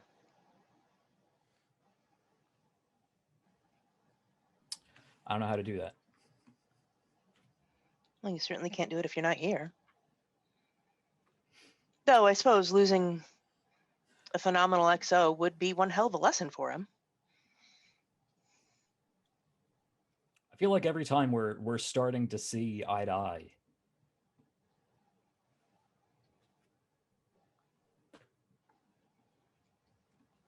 I don't know. It just drops. One of us fixates on something that the other just doesn't get.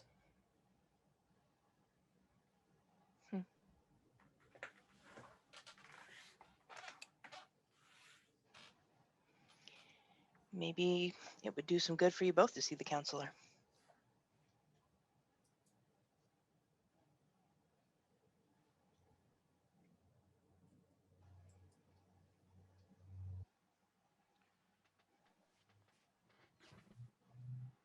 I just don't like thinking that I'm fighting and potentially dying for a system that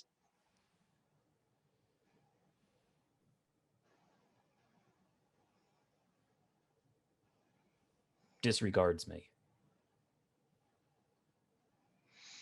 I fought for the Federation, and that Federation, it won. Thank God it won.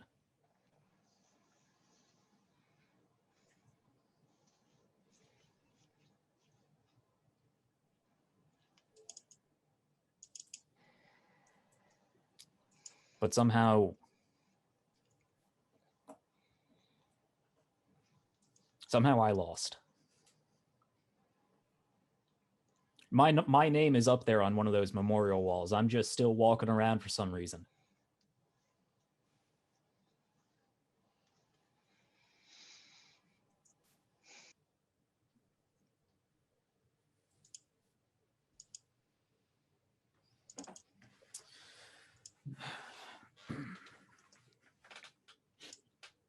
I'll talk it through.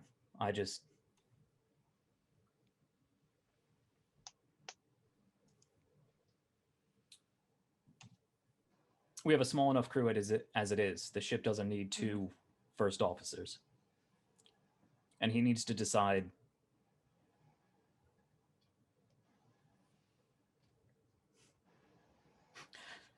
to decide who is sitting at what chair, or else we're going to wind up with an ensign in a seat again. I'll throw metal interlock myself.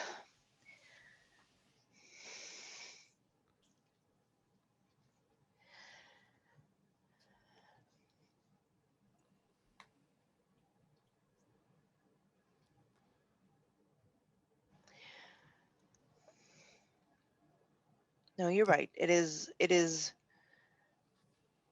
difficult enough without confusion in the ranks.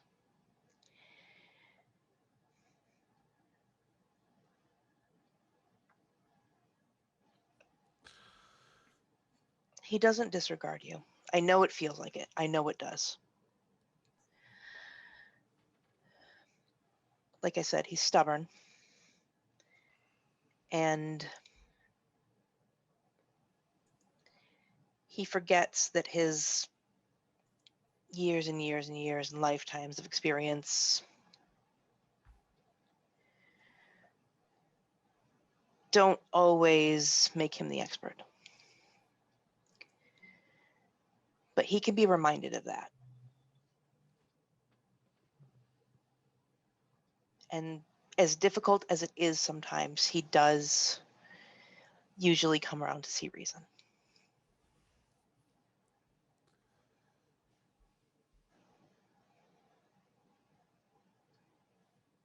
But as I said, if he didn't want you here, if he didn't value your presence, he would have accepted your resignation. The fact that he's fighting to keep you here. Like I said, every other meeting. We'll see how he's feeling 2 days from now. That's probably a good place to end that scene. Sure. At this point, engineering's gonna be like, "Where's my goddamn turbo?" Yeah.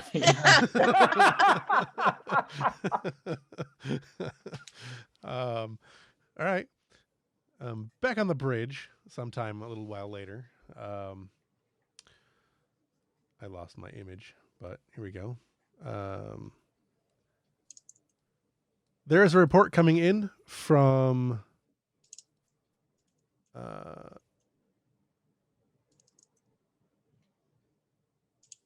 that's funny. From Admiral Aralani on Narendra Station. I'll take it on the bridge.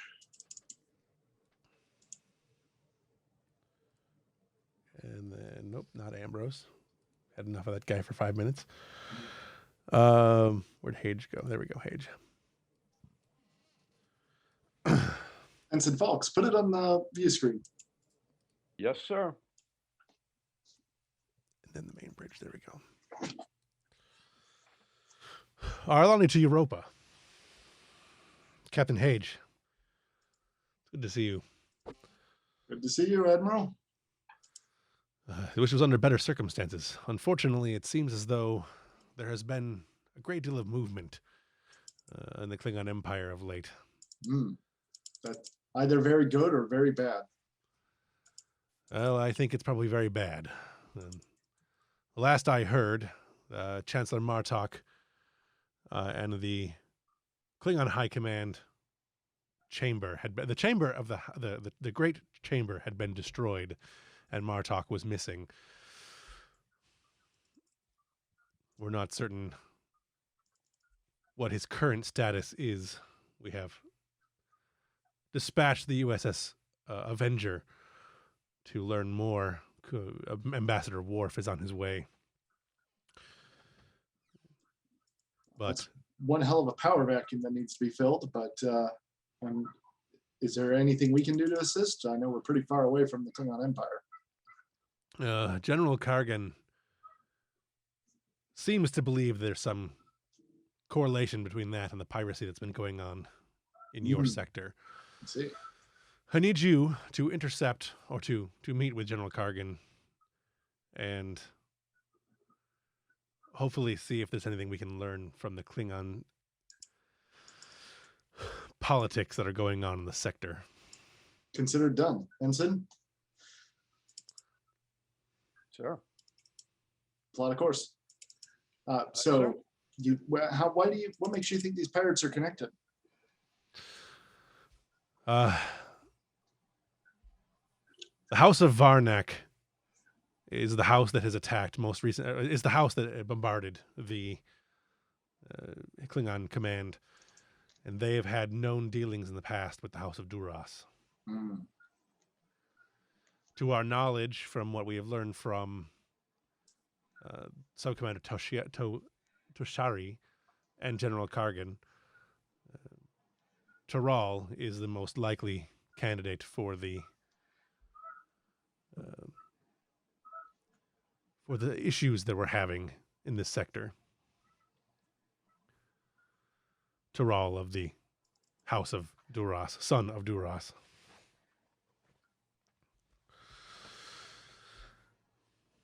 But again, we don't know as much as we need to. Worf is on his way to Kronos, and the last I'd heard from General Kargan is he was preparing to intercept a known Varnak associate? Yes. Well, what we believed to be a member of the Duras. Very well. Is he wanted for arrest? Well, perhaps, if he's committing piracy, we can bring him in on those charges and see about see what information we can get from him. Get what we can. Consider it done, Admiral. Was there anything else? Be careful. I'm always Admiral, Admiral Arlani out. mind the homestead.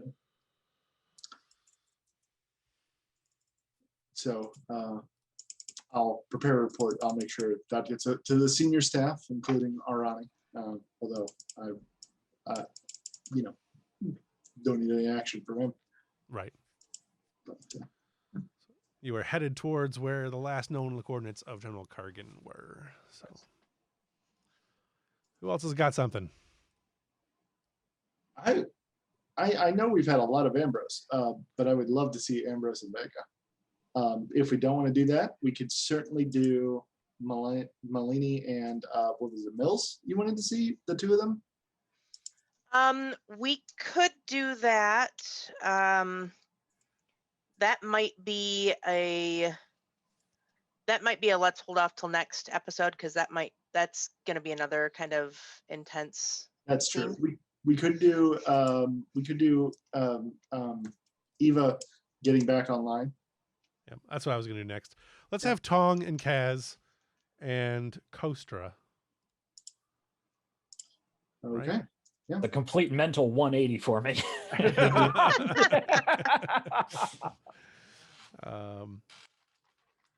So the three of you are poking around the last little bit of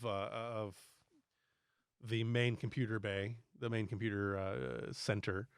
Whoops, that's not that one. Let's go to the Europa, and this is the actual AI access control. So this is the fancy, funny room where Eva actually lives. You guys are in there, finishing up the last little bit of poking around. Go ahead and give me, one of you can give me a roll. The other two can assist. Let's make this a reason or control and science roll. Or engineering. I'll take engineering also. That would work. Your difficulty is going to be 3. Kaz has a 16, and depending on what it is, might have focuses. I think Cass should go ahead and do the main role, and then the two of us assist. Nice. I assist double. So would her focuses in computer systems apply? Yeah. Okay. All right, let's see what happens. See, this is why we need to switch to cloud computing. I know I'm from Stratos, the Cloud City, but still, I think it's a good idea. Tong, you can go ahead and assist too if you want. What was that they've roll from an got the engineering assist. standpoint? Control and engineering, yeah. Just 1 dice, right? Just 1, yep, because an assist. And I don't know if Tong has anything that would apply. Tong. Oh, shit. Beautiful. Nice. All right. So that's 4, 5, 6 successes. Yeah. My gosh. Difficulty I said was 3, right? Mm-hmm. So that gives you 3 momentum. After a few minutes, the lights in the room begin to flicker and start to come on, blinking in that Data's brain working really fast kind of way. And after a few seconds, from one of the terminals, you get the text chat of Eva ? And then a few seconds after that,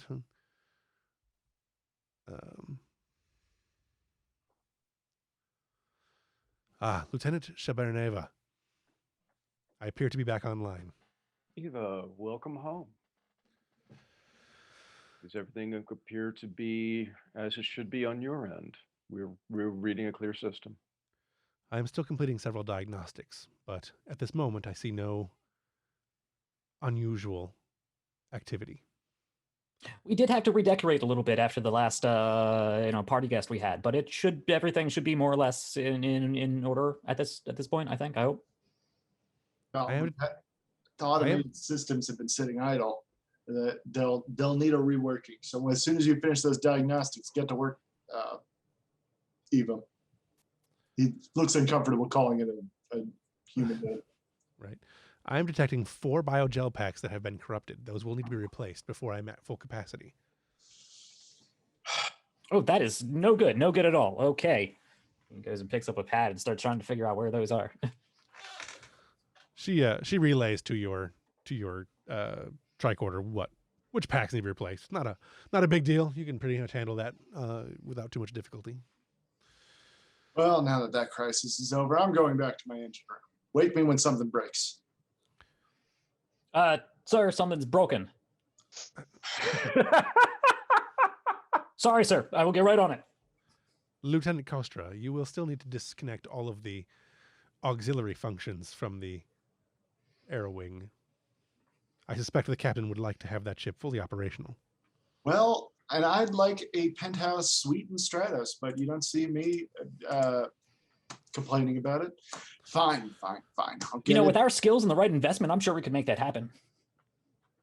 Let's talk later. All right. I will Shuttle attempt to program one for this holodecks. We'll get the shuttle back up and running. And that shouldn't take too long. He'll lug his wrench over to the shuttle and try and get her working.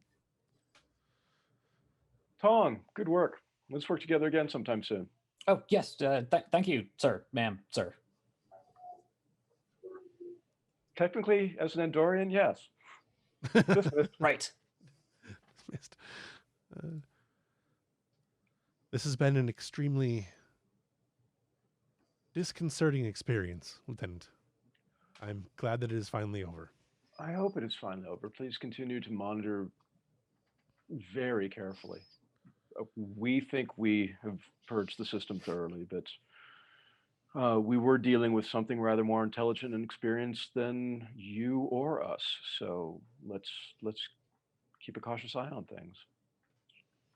Indeed, and I look forward to learning more from my experience with this entity. Well, I wish that it had gone differently. I do look forward to talking with you about its reactions, because it seemed stuck in its ways and afraid, which is surprising to me for a machine intelligence, both of those things. I would have thought your kinds of minds would be more adaptable than our kinds of minds can be sometimes. From all I understand, the driving core of Core was at one time a biological mind that interfaced with the artificial intelligence. So perhaps it was the biological mind that caused such errors. Or perhaps the combination doesn't work all that well. The other case we have of that, not really successful from the point of view of most of the civilizations in the galaxy. The whole Borg thing hasn't worked out very well for the rest of us. Perhaps not for the majority, but it seems to be working quite well for the Borg. Indeed. An interesting comparison. Thank you, Lieutenant. I will continue my diagnostics. I imagine you have quite a bit of work to do getting used to your circumstances again. Next time you feel the urge to talk, give me a call. I know you're working on some very weighty things. I'm happy to be any help I can. As does Ensign Tong from his perspective. So you'll get two very different points of view. Could be interesting. Agreed. I find Ensign Tong to be fascinating. He kind of is, isn't he? I think the three of us are an interesting team. Agreed. I also look forward to being able to take advantage of any possible holographic emitters that are placed later. Oh, good. I know he'll be thrilled to hear that, but I think it's a very good idea. Don't rush beyond your own comfort limits. That tends to go badly, but when you think you're ready, we'll get on that. I feel that I must take more risks with my experiences. The thing that I have learned the most from watching our crew is that risk is the business of Starfleet. Yes, it is. And that's when opportunities present themselves. So, and we've seen what happens when a mind gets too conservative in its thinking. I like this, Eva. I think you're on a good path. Excellent. Thank you, Lieutenant. My pleasure, Eva. All right. What else we got scene-wise? Let's see. We can do the counselor anytime if we want to go back to the heavy.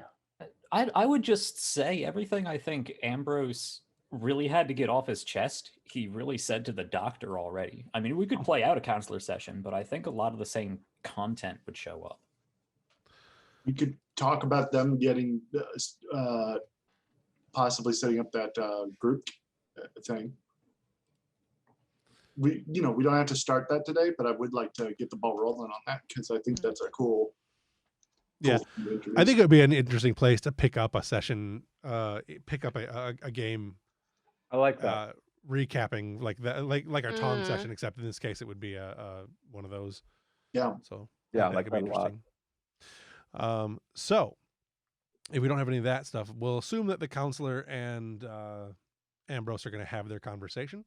We're going to assume that the setup for the Dominion War Veterans Anonymous support group is in motion. Mhm. Do we have anything else that we want to cover, or do we want to jump a little bit forward? We should do Teketh. We've been meaning to do Teketh for a while now. The Romulan bartender. Right. Ooh, I gotta switch gears. All right. I mean, He's a Vulcan. He's a Vulcan. He's a, yeah. Call me a Romulan. Very rude. Will not stand for that insult. I do not have an image for Teketh. I sent you an image twice. Would you like me to send it to you again? Yes, because sure I we've clearly seen do not Teketh. have one. All right. I put this. Let's see here. I have to figure this out. Clearly do not have one. In the meantime, while she's getting me that, go ahead. no, that's okay. I had another idea, but let's do Teketh first, Right. or whatever you're going to do. I put the Google link in the chat, Jeffrey. And I find his I know I've seen this image before, but I have Mhm. no idea where it is. Probably still in the chat somewhere. Probably. It won't let me download it, so here we go. Download. Okay. Oops, not the SSH. There we go.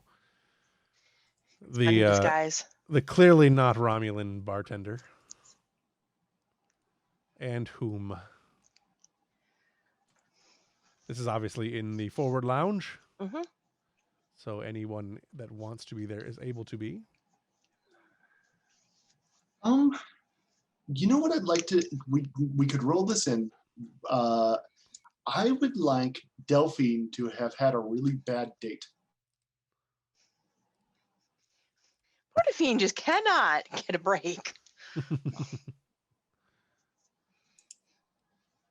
But do we want to, do that? I like the idea of him reporting in, but we could do that like in between his conversation with her, or before or after. If he's reporting in, he wouldn't report in from the forward lounge. Sure. I mean, what scene do you want to do with Tekka? What do you want to get out of that? We could just do him doing friendly bartender advice, or yeah, let's do that because we haven't seen him really, but once, I think. Right. So there's nothing from an RP standpoint. There's nothing for him to check in with. Well, we could have somebody give information about the Klingons that we just got, and then maybe after the conversation, he goes to report in. I have something either way, but let's have even if we don't do that, but I have something for the check-in. Okay. But go ahead and have the talk between Teketh and Delphine, and then we'll end it with the revelation that he's actually what he is. Okay. The revelation that we have revealed. Yeah, I mean, we've been shouting it across the room, but So she and some other crewmen walk away from the table. She's, instead of going Actually, you know what? I think he walks away. She stays there, but then she moves to the bar because she's going to order a drink, and she's going to say, "I'll take a Salisi Spanner, please." Teketh nods and pours her drink. That looks like it didn't end so well. It did not. It looked promising for a moment there, but humans get so hung up on monogamy. I don't understand it. As soon as I revealed that I had a husband, it became all about that. So hung up on monogamy. I don't understand it. Humans do seem to have difficulty seeing past their own cultural norms. Indeed. Well, what about you're half Vulcan, right? Yes. Have you, if I may ask, how has dating been for you? After I lost my wife, I found myself with very little interest in pursuing other romance. Must be nice. I swear, the Denobulan sex drive is there's nothing to be scoffed at, I tell you. I hear they write songs about your people. Trust me, never mind. I just wish I could find somebody on the ship who is just a nice person. That's all I ask. That's all I ask in a partner.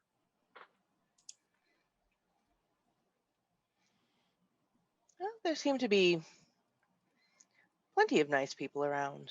Or at least they're nice to me. Then again, I ply them with drink. Yes, well, most people, this may be hard to believe, but most people think I come off as cold and condescending. Mm-hmm. I can relate. Can you though?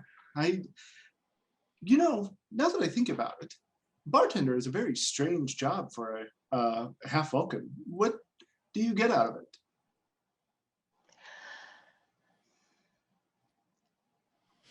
I enjoy observing people. I like hearing their stories, and there is a fascination to the science of mixology. Interesting. That is very interesting.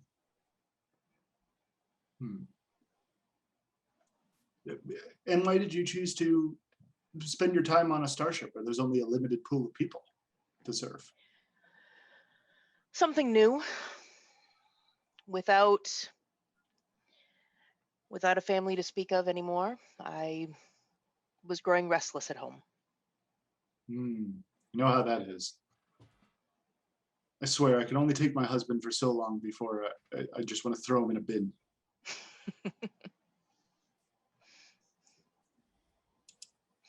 I'm sorry about your wife, by the way. It was many years ago. I appreciate your condolences. Did you have any children, or is it just you? No, she passed before we could have children. Again, I'm sorry. Well, from what I gather, half Vulcans can have quite long lives. Indeed. So maybe one day. Well, we shall see. As I said, by all means, sorry. I myself am waiting until I can have a true nuclear family. 2 people is not enough to raise a child, as far as I'm concerned. No, it does. The old Earth saying "it takes a village" rings quite true. Exactly. On Denobula, it takes a city. Denobulan children are incredibly energetic. Yes. I hear the Andorians are quite similar. Perhaps you could speak with the lieutenant, or there's another Andorian on the station I've seen about. I can't quite place her name. Lieutenant Shiranewa, you mean? Yes, the Lieutenant Shabaraneva. There's another, a pilot, I think. Well, perhaps I'll run into them. You might find you have something in common. So, have you heard about what happened with Ambrose? I heard he, I heard our dear. Can I tell you something? Let me start over. Can I tell you something? I've been bursting in it ever since the bullying came into the sick bay. Of course, the rules of the bar are what's said here stays here. Commander Ambrose severely wounded one of his officers in a training exercise. It gives you an eyebrow.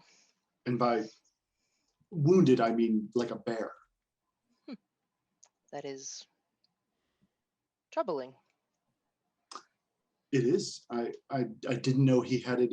I knew he liked to make disruptions, but I thought his own security people were exempt from his cataclysms, at least.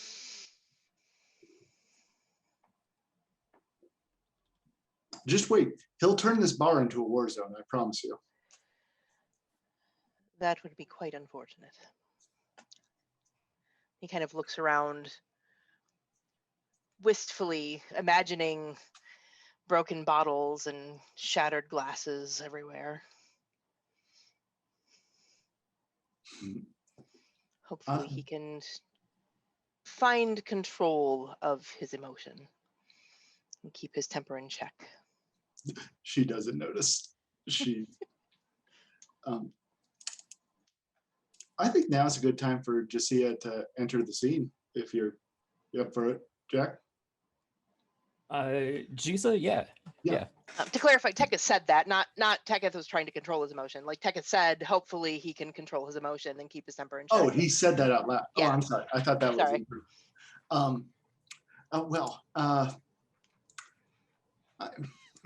Was I wish you luck in the endeavor. Personally, I've never taken much stock in the idea of hiding your emotions.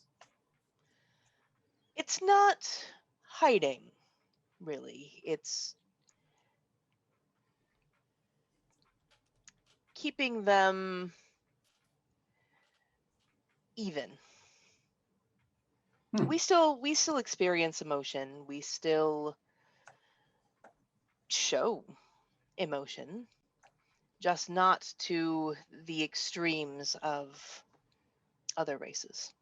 But these extremes are the best part, in my opinion. I will take your word for it. Please do. This seems like a great place for just Jisa to enter. Yeah, and so I think Jisa does enter from the other side of the lounge area. Doesn't immediately come over. I think Delphine is turns on the stool and looks at Jisa trying to get the measure of her. That's the other Andorian. What's her rank, Lieutenant? Yeah. Lieutenant, would you care to join me for a drink? Yeah, why not? Well, going over, prop myself up on the bar stool. Hey, Teketh, how you doing? Quite well. How are you? Citrus fizz. You know how I like it. Right away. We were just talking. Makes her drink. We were just talking about Commander Ambrose. Have you heard? I've heard some stories.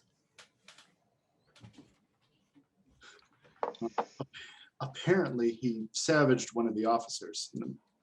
so badly they had to be taken to the med bay during a training exercise. I mean, is he still alive? From what I hear, he's still alive, so it couldn't have been that savage. How savage does it need to be? He has a cast, had to go through the dermal regenerator. It was, the last time I saw an injury like that, it was by a Temerian wildcat. He's still in a cast? It's been like 4 hours. Oh, he'll be fine. But my point is, it was a lot of damage for one man to do, for seemingly no reason. Yeah, well, from what I've heard, this Koba fellow was eager to play. Oh, And well, you know, you step up to the big boy court and you can't take it. uh-oh. I'm just saying. If that's the gentleman, I'm certain he provoked the commander. He is trying. I have had to ban him from the bar on several occasions. He is incredibly obnoxious, and no disagreements there. The man wouldn't know decorum if it slapped him in the face. That's just like bullying. I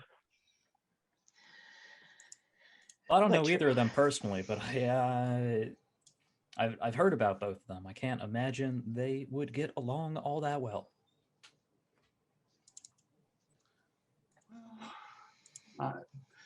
I know something about that. I barely get along with Dr. Oniet. Don't get me wrong. She's incredibly competent. I've worked under stupider administrators, but she's very particular. Well, Yeah, I don't know about working for anybody you can get in your head like that.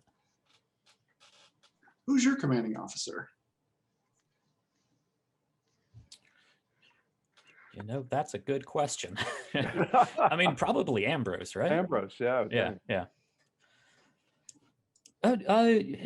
Yeah, I suppose I work under Ambrose. Don't get a lot of combat flight missions out here, so I haven't had terribly much to do. Really, just chauffeuring people here and back to the station. How's your experience been with him? My only experience with him is him wrecking up the medbay.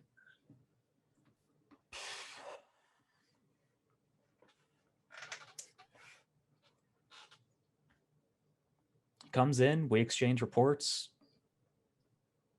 It's a little curt, but he knows what he's doing. Well, I haven't seen him in action, fortunately or unfortunately. oh, are you aching for some action? I would be interested to see.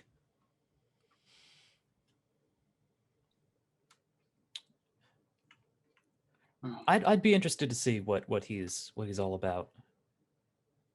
I flew the tail end of the Dominion War. But it's a different experience being in a cockpit than it is down on the ground. Oh, I'm sure. I'm sure.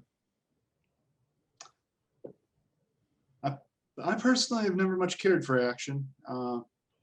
As far as I'm concerned, I could, I'll go down if they tell me to, but I'm not exactly eager to get my hands dirty, beyond the normal getting my hands dirty.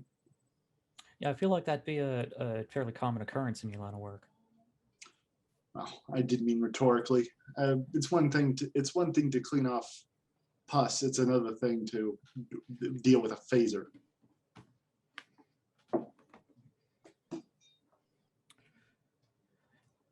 Yeah, it can get real dicey.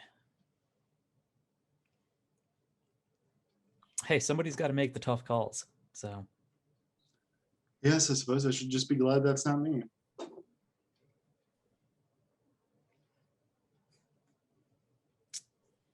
I like it. Gets the blood pumping. Are you aching for command? Are you aiming for command as well? Well, I mean, there's not a lot of call for Peregrine squadrons anymore, so that's kind of where I was headed, and then the war ended. I mean, nowadays, command maybe. I mean, for me, ships this big, you sit behind the con of one of these, you can't feel anything. It's just pressing buttons. The ship does all the work. You turn, so it's boring. But I don't know. I don't know if I'm one for command, so to say. I don't know. Maybe. Well, Depends on the situation. sure. I suppose there's something to be said for knowing what you like. I've contemplated becoming a doctor, but I personally, I've always found being a nurse more rewarding. Right.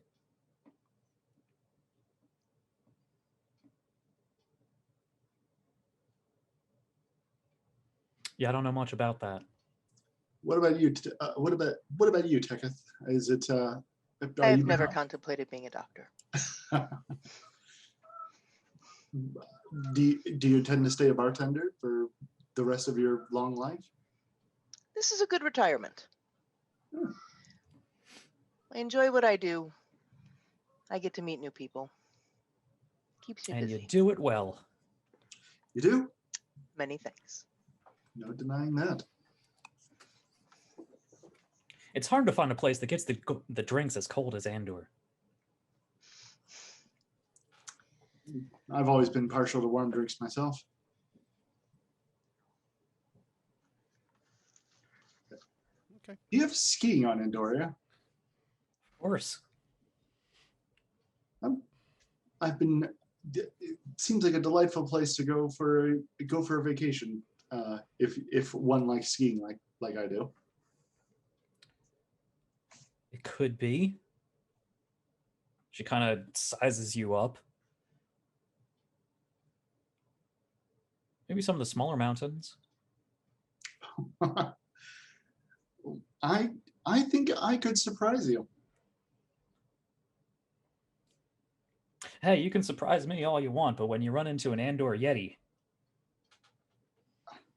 Well, I suppose I'll just have to have a local guide to show me the way. Keep me clear of the Yetis. right? Well, we're a long way from Andor. Well, the holodeck is always around the corner. Maybe sometime we could go for a little jaunt, see how the slopes are. We could do that. I'll hold you to that. Okay. That seems like a pretty decent place to stop. Yeah. Do we want to transition to ticket the Yes. reporting in? Okay. So, Teketh, you go back to your clandestine quarters and bring up a clandestine image. All right. You know, because You know. clandestitude. Clandestitude. Tekka's actual name is Lidal. I had to go find it.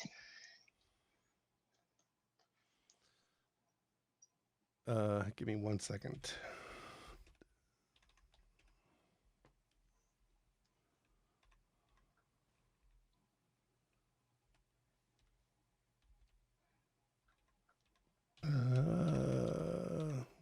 There's a K in that word, damn it. Lies.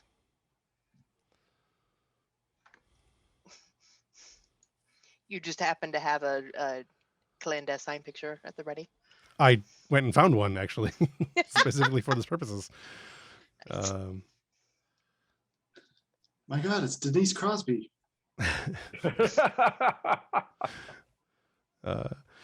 I didn't know if I wanted to have it be a guy or a woman, but I knew there was a clandestine shadows picture of Denise Crosby somewhere. I'm like, I will use that and decide later who it actually is. No, it's perfect. Clearly, though, this particular moment is being Denise Crosby. Mm-hmm. What did you say the character's actual name was? Lidal. Lidal. Is that on the sheet by chance? No, I do not. You should put that on a sheet. I want to do that. That sounds like making life easy for you. It makes pronunciation better for me. Shush.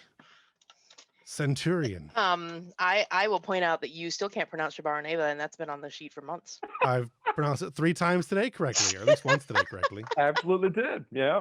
So there. Suck it, Teketh. Anyways, as the screen pops up, it's Commander Ladal. Sorry, Centurion Ladal. I have no idea who I'm reporting to. Yeah, it doesn't matter. Okay. Your superior officer. To be determined later. To be determined.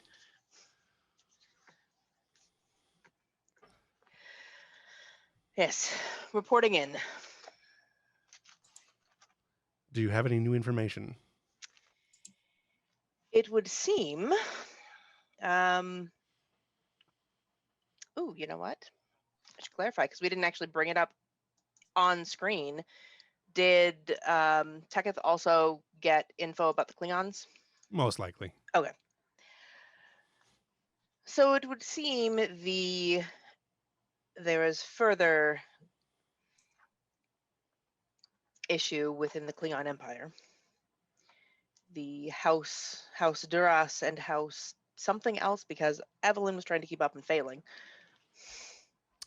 It was House Varnak. Varnak. NAK are at odds. No, they're working together. Working together. This is the problem with note taking. Is I get lost in the note taking and I miss half the stuff. Right. Well, this is a nice end of session recap. Yay! So. All right. They're working together to do what? Overthrow. Right. They're overthrowing the Martok. Okay. All right. And Martok has gone missing, right? As far as we know, the High Council building has been destroyed and Martok is missing. Okay. Presumed dead.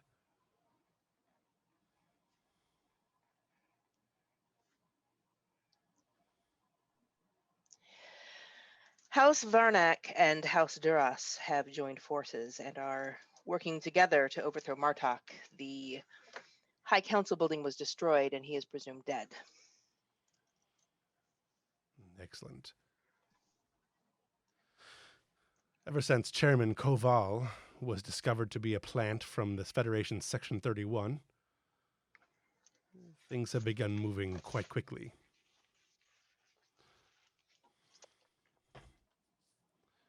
Chairman Koval? Yes. That's an episode of DS9 that someone wants to check out. They can. I probably haven't gotten there yet.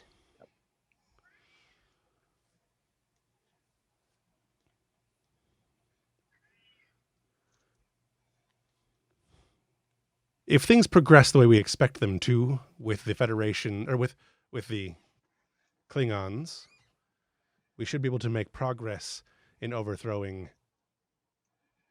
I have so many fucking lines of text here. Oh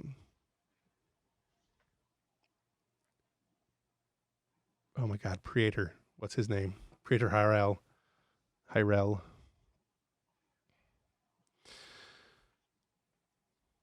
To displacing the Praetor, and the Tal Shiar can finally take its rightful place. Excellent. And that's a good place to end that scene. Praetor Hiren. Hiren. Some foreshadowing for the people who can't actually see anything. All right. So Teketh has been exposed, at least on camera, but not to anyone important. Right. Got a little more information there. Do we have anything else we want to do before we wrap up for the night? Yes. Could I add one thing to that scene? I'll make a proposal to Evelyn, and tell me if you like this. What if we make opposed roles, Teketh versus Melanie Silva, just to see if she gets wind that somebody's spying? I think not yet. You and I had talked about having Teketh and Silva form kind of a Garrick Bashirish friendship, and I'd like to play with that a little bit more. Gotcha. Okay. Yeah, it'd be a little early to expose. No, I Teketh didn't want anyway. to. I didn't want to expose him. I just wanted to like catch wind and maybe get that ball rolling. Right. But we can wait on that. All right. Anybody else got anything they want to cover before we go? Uh, I mean, I'm not in any rush to go. I just want to make sure that everybody has a chance to get things done they want to get done. I think I've done something with every character I have, except for maybe the captain. I wouldn't mind doing I've done something with everyone. I've got more for the captain we can end on if you don't have anything you want to do particularly. Sure. I mean, the only other thing I might want to do with the captain is the captain doing command lessons with Dr. O'Neill, but that seems a little out of place right now. Sure. Well, with Ambrose on leave. Oh, yeah. Yeah, that'd be. You want to break that to her? No, let's do that. That's great. Yeah, no, I definitely want to do that. If that's okay. So Kaz and Hage. Yeah. So, Hage will call Cass to the ready room. Lieutenant Sherberneva, Cass, how are you doing? Oh, great, sir. Eva's back up and running. She's running another set of final diagnostics, but we got her system cleared out, got her moved back, and I think even the engineer might be working on putting the air wing back together, though you never can really tell with him, can you? He does things on his own time, I think. But at least he can get done pretty much anything. So he was a great help. And good. I mean, I've got to say, Ensign Tong was fantastic. He's got a real knack for systems. Good. I'm glad to see he's working out. More than a couple people still think it's crazy having a Ferengi in Starfleet, which you wouldn't think so after the heroics of Lieutenant Nog. But personally, I think that the Ferengi are perfect for Starfleet. What do you think about it? I think so too. Everyone I've come across certainly has a fantastic work ethic, and if they're pointed in the same direction as the rest of us, only good things can happen. Tong is going to be an exemplar. I think so too, sir. Speaking of exemplars, I did want to talk to you about something. Yes, sir. I don't know if I'm sure it's gotten all about the ship. This kind of thing spreads like wildfire. But there was an incident in training with Commander Ambrose. I heard, sir. He's asked for leave, and I've granted it to him so he can get a handle on his medical issues. I'd like you to step up and take some of the weight off his shoulders for at least until he's up and running. I'd be delighted to, sir. Anything I can do to help. I'm glad to hear that. It'll mean a little less time with the computers and a little more time with the junior officers. I take it you don't object to that? I don't object to that. And actually, if I might suggest, if we could clear with engineering to get Ensign Tong a little more time with Eva, I think Eva might appreciate it, and that might pick up some of the slack, because she's been through quite a lot lately, and I think she needs people to talk to. And she finds Tong interesting. So I would be concerned about dropping that time with Eva, especially now. So I would recommend that somebody pick that up. Consider it done. Sounds perfect. Wonderful, sir. Should I coordinate with Commander Ambrose, or should I regard him as just being on leave for the duration?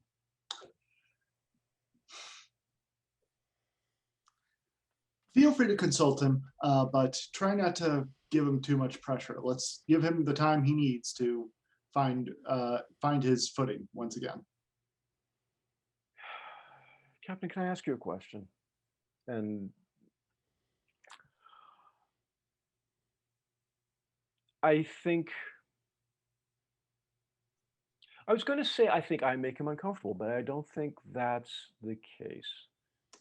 I think I think he's a deeply uncomfortable man. yes, but I was just watching him watching us back on the station, and if I could be so presumptuous, sir, I think we work together really well. I agree. And I don't know that if he thinks he has the kind of relationship with you that we have. And I don't want to make that worse. Page looks very thoughtful. He says, nothing in his record suggested to me that he's ever had any kind of mentor figure in his relationship.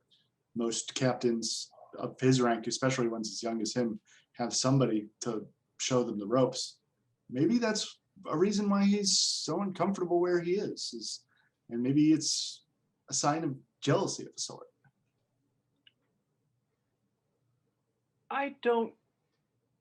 He doesn't seem like the type for jealousy, but you know, we've spent some time to get a little bit of time together on away missions. Mostly, he seems much more comfortable in command. Than security? No, I mean in command of a situation and in command of people. Well, that's not a good trait to have in an executive officer.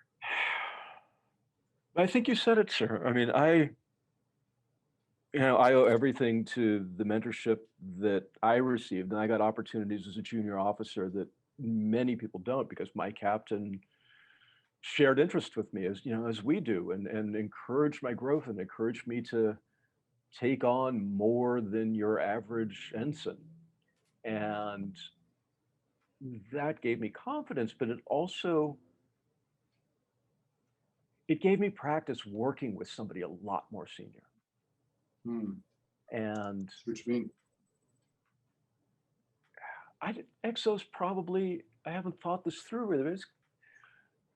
It might be a strange thing for someone who's been around a bit, because they're in charge of the crew, but they're not in charge. And Commander Ambrose seems like somebody who's really used to being in charge. He does. But before you learn to lead, you need to learn to follow. Yeah. But I'll be there for you, sir, and I'll be there for the ship. But I'd like to not make things worse. No, of course not. Ambrose is my responsibility, and I think my plan will work. Whether it will, whether it will or not depends on him. But I think I've at least gotten the ball rolling. But I don't want this to. I still see a lot of potential in you, and I think it's probably for the best the two of us didn't end up as captain and executive officer. I don't think I always saw it that way, but I think you are perfect right where you are, right in the meat of things. I know this last mission I was wishing I was in the guts of the machines. So I'm glad I've got somebody I can rely on like you. And Ambrose is also somebody I can rely on for different things. So perhaps I need to tell him that. I don't think he thinks I think that. I don't think he does at all, sir, from the sense I get of him. And it's kind of pretentious for me to say so, but I think you're right, because in some of our staff meetings, I found that sometimes I agree with him in a way that I never expected that I would. And I think the three of us could be an amazing, amazing team. But each leg of that needs to be as strong as the other. And I think you and I have a really strong working relationship. And I felt like I was starting to build one with the commander up until this last mission. But I think we need to make sure all three legs are as strong as they could be. And then we'll be unstoppable. Well, you've given me something to think about, Lieutenant. I've always valued the input of my junior officers, and I appreciate you stepping up to lend Ambrose a hand till he's fully back into his position. I'll get to work on staffing schedules and see if there are any outstanding issues that he has that I need to pick up, and then I'll just take them. Please do, and let Tong know I approve of his. Let Tong know I approve of his. Let Tong know I approve of his actions during the last mission, but don't lay it on too thick. We don't want him getting cocky. A little will go a long way with Ensign Tong. I'll make that happen, sir. Atta girl. Thank you, sir. And that seems like a good place to wrap it up. Yeah. I did have a scene for DeSalvi and Captain, but I think Captain kind of came to the conclusion that she was going to bring him around, or trying to bring him around too. So that may be just redundant at this point. Okay. Do we want to do an Ambrose scene or an Ambrose Hage scene, or do we want to leave that to next time? Maybe.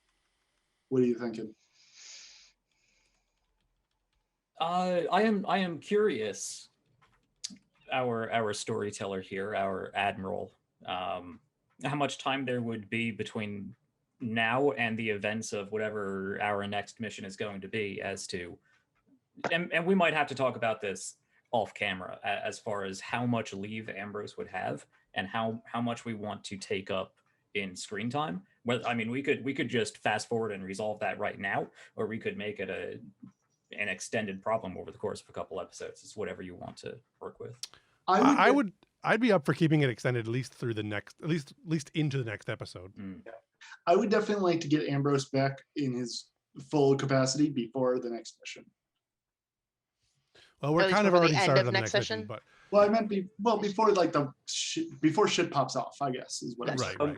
Next episode is going to be Cass's last, so I would like to put in for her being acting XO through that. Okay, that makes sense. Are you cool with that, Jack? Yeah, I'm okay with that. Yeah.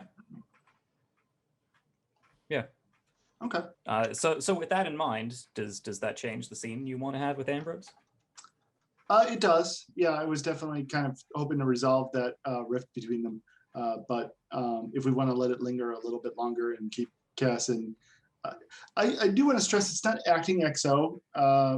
It's just more shifting of slight duties, not necessarily position. So. Okay.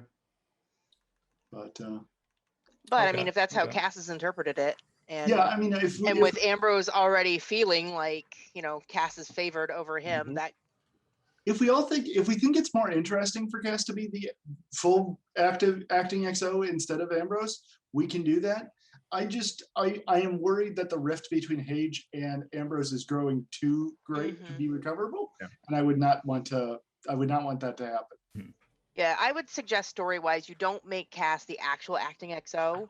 Let Cass and Ambrose draw their own conclusions, and then Hage can resolve that.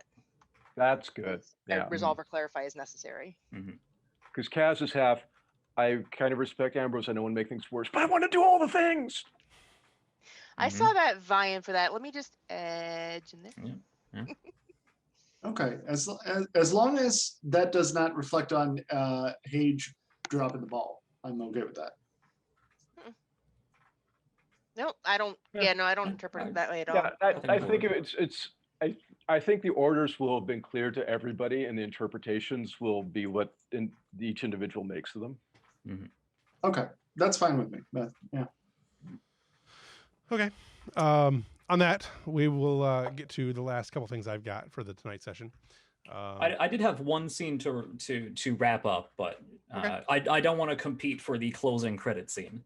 So it's wherever you want to put it, but I think it would bookend Ambrose's arc. All right. Well, we'll bookend that. We'll do yours, and then we'll close it out with the two things I've got. So. Okay. I mean, it would be real quick. So okay, so I'd imagine we focus in on the doors to the counselor's office, and they open up, and Ambrose walks out. This is after his first counselor meeting, because, as I said, I'm sure we would cover a lot of the same things I covered with the doctor, and we don't need to play that out again. And we could always have reoccurring therapy visits, as would most likely happen. But Ambrose would walk out of Counselor, what's their face? Dominguez Vega. Yeah, Counselor Vega's office. And I'd imagine we get a glimpse of Vega looking more satisfied with the results of that meeting than previously. But Ambrose fairly stoic. And Ambrose is going to walk down up to another turbo deck, and actually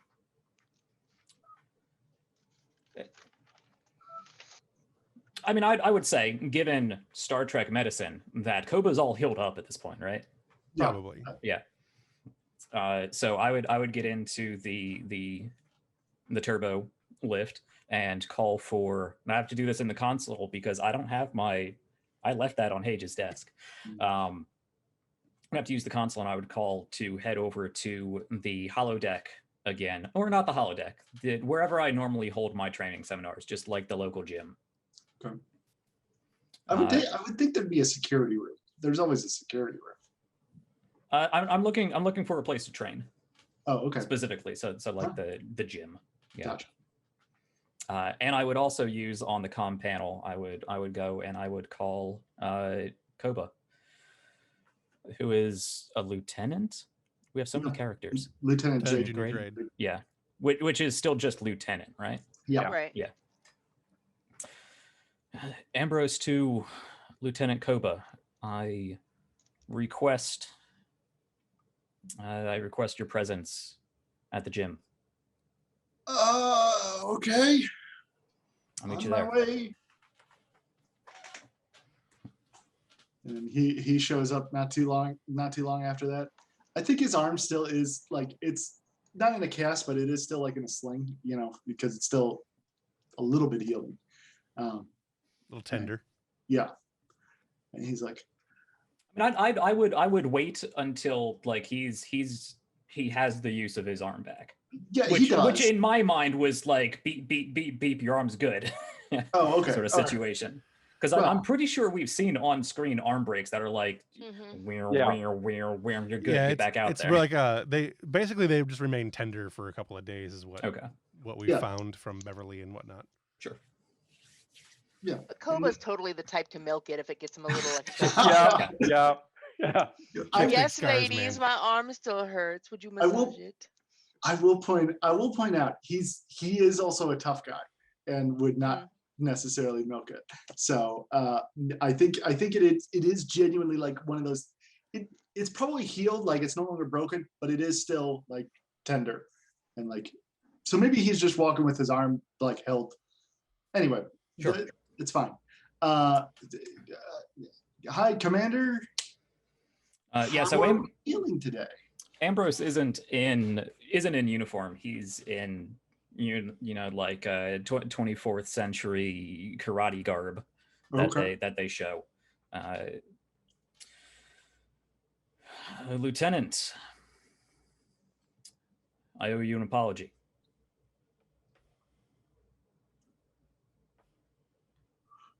Well, I wasn't expecting this, but apology accepted. I'm sorry, I didn't mean to do what I did. I was just trying to. It's not important. Oh, Somewhere Mars pinching their forehead. Come here. Stand there. Oh, okay. All right. and he drops into a stance, not facing you, but like right next to you. Pay attention. Let me show you how I kicked your ass. I learned this in a Jem'Hadar facility.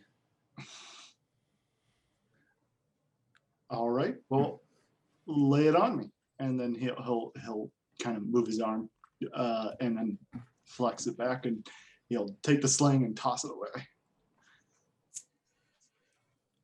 You know,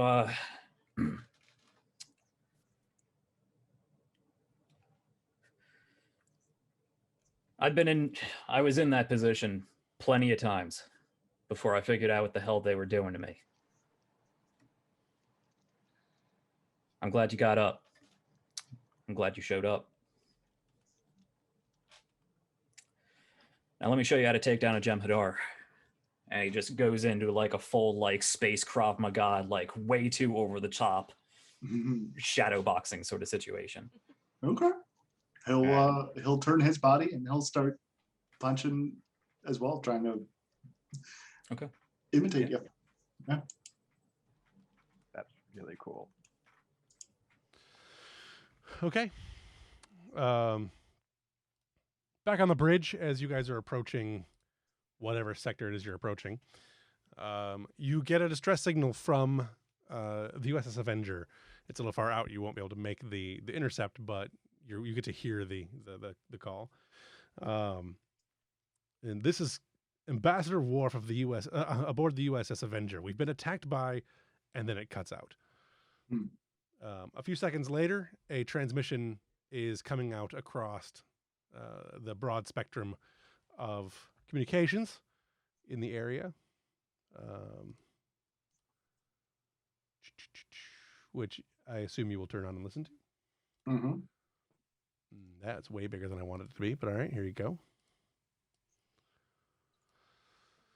Today begins the reign of the true Klingon Empire. I, Toral, son of Duras, bearer of the sword of Kahless, which he holds up, destroyer of the usurper Martok and his Federation puppets on the High Council, claim my birthright as Emperor. This is the first step in the Klingon Empire taking its rightful place as the true leaders of the Alpha Quadrant. Kelekam. And then the screen goes out. And we'll end there. Ooh. Sounds good. I'm excited. Wow.